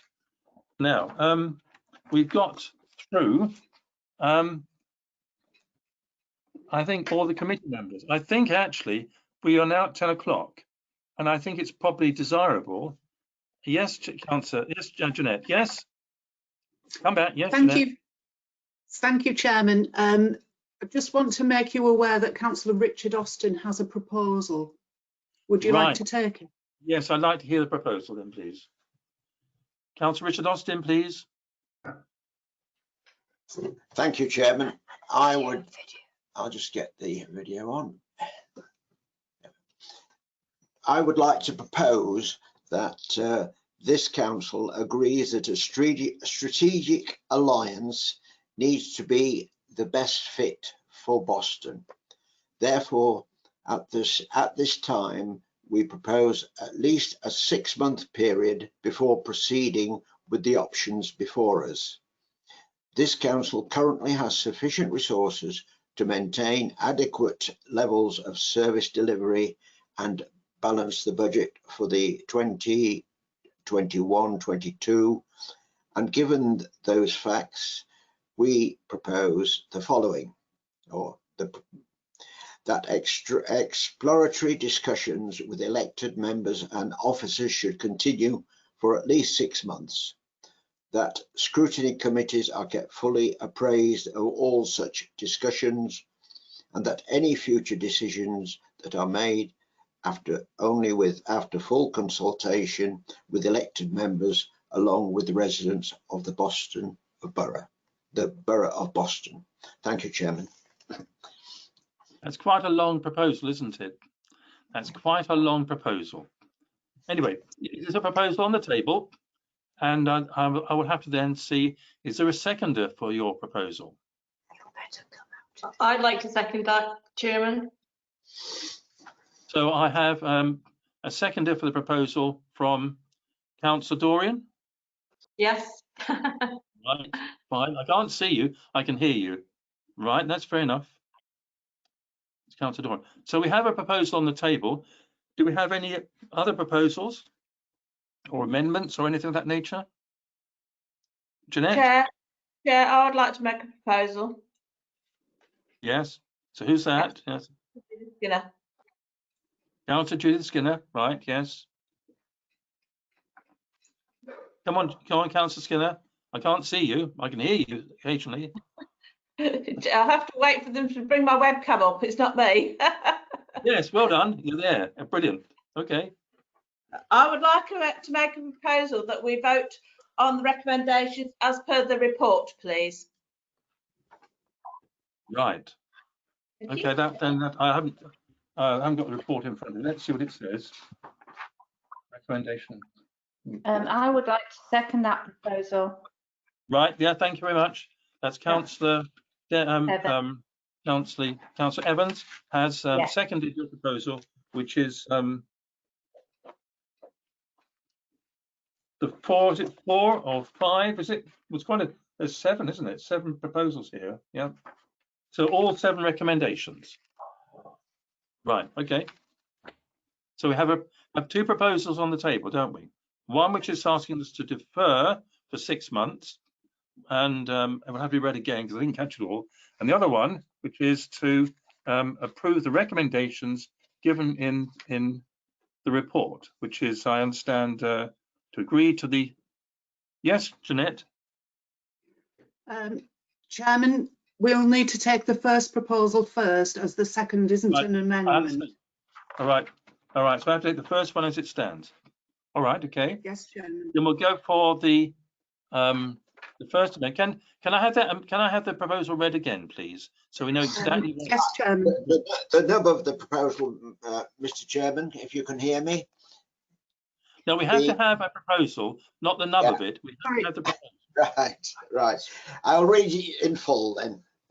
This council agrees that a strategic alliance needs to be the best fit for Boston.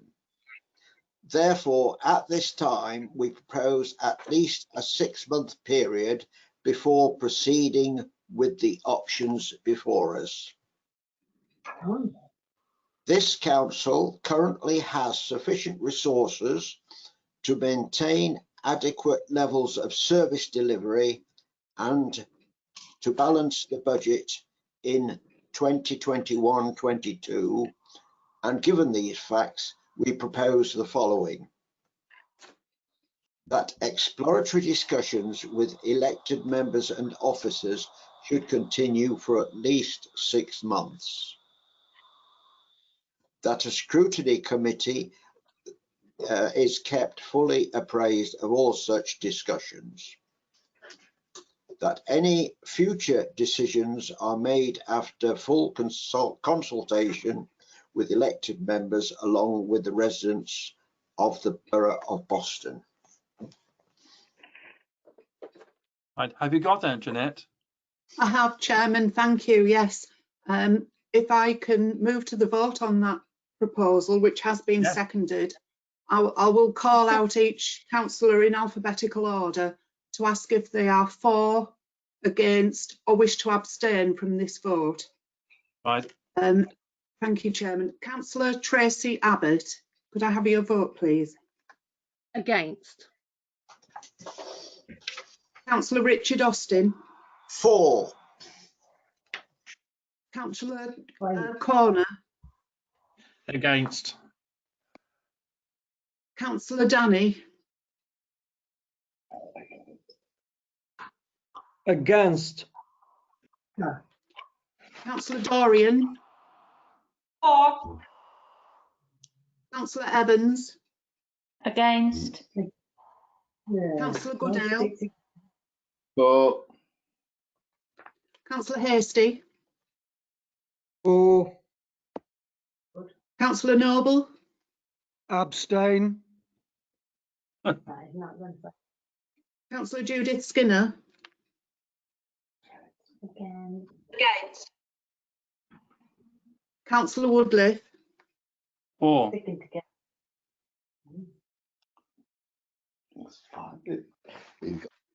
Chairman, the result of that vote is a tied vote. It's Brilliant. 4 votes for, sorry, 5 votes in favour and 5 against. You will need to use your casting vote, Chairman.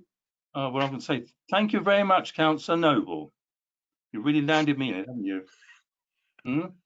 Because it would have been much easier if you had voted one way or the other, wouldn't it? I'm going to vote for, because I've already voted for once, but I'm not happy about that. This should have been not. This is not satisfactory. It should fall to me to have a casting vote. I'm not happy about that. I don't think it's appropriate to abstain on this. May I come in on that, Councillor Woodliffe? May I come in on that? Councillor Noble. Thank you. I am very sympathetic to the proposal, but I'm constrained by the fact that I'm a member of the ruling group, and the ruling group's wish is that it should go forward. And obviously, so that's why I chose to abstain, and the leader and the deputy leader are very well aware of my thoughts because I've articulated them very clearly in previous meetings of our group. Councillor Woodliffe, you shouldn't be embarrassed because you've had a customer. They're your chair. That's one of the things you're entitled to do. Thank you very much, Councillor Noble. I'm always interested in being told what to do. I have that all the time. Thank you very much. Now, Jeanette, yes, I have voted for, and I've voted for again. So this then means it goes which way? I don't know. What's the result that now? Means that that proposal was carried, Chairman.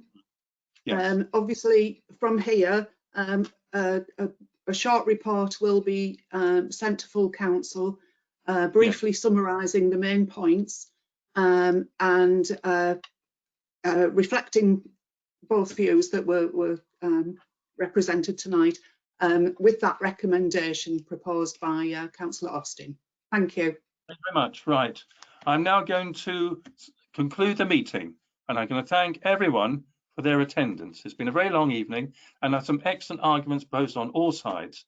But I think now it's time to close the meeting. So I thank you for your attendance. Good evening.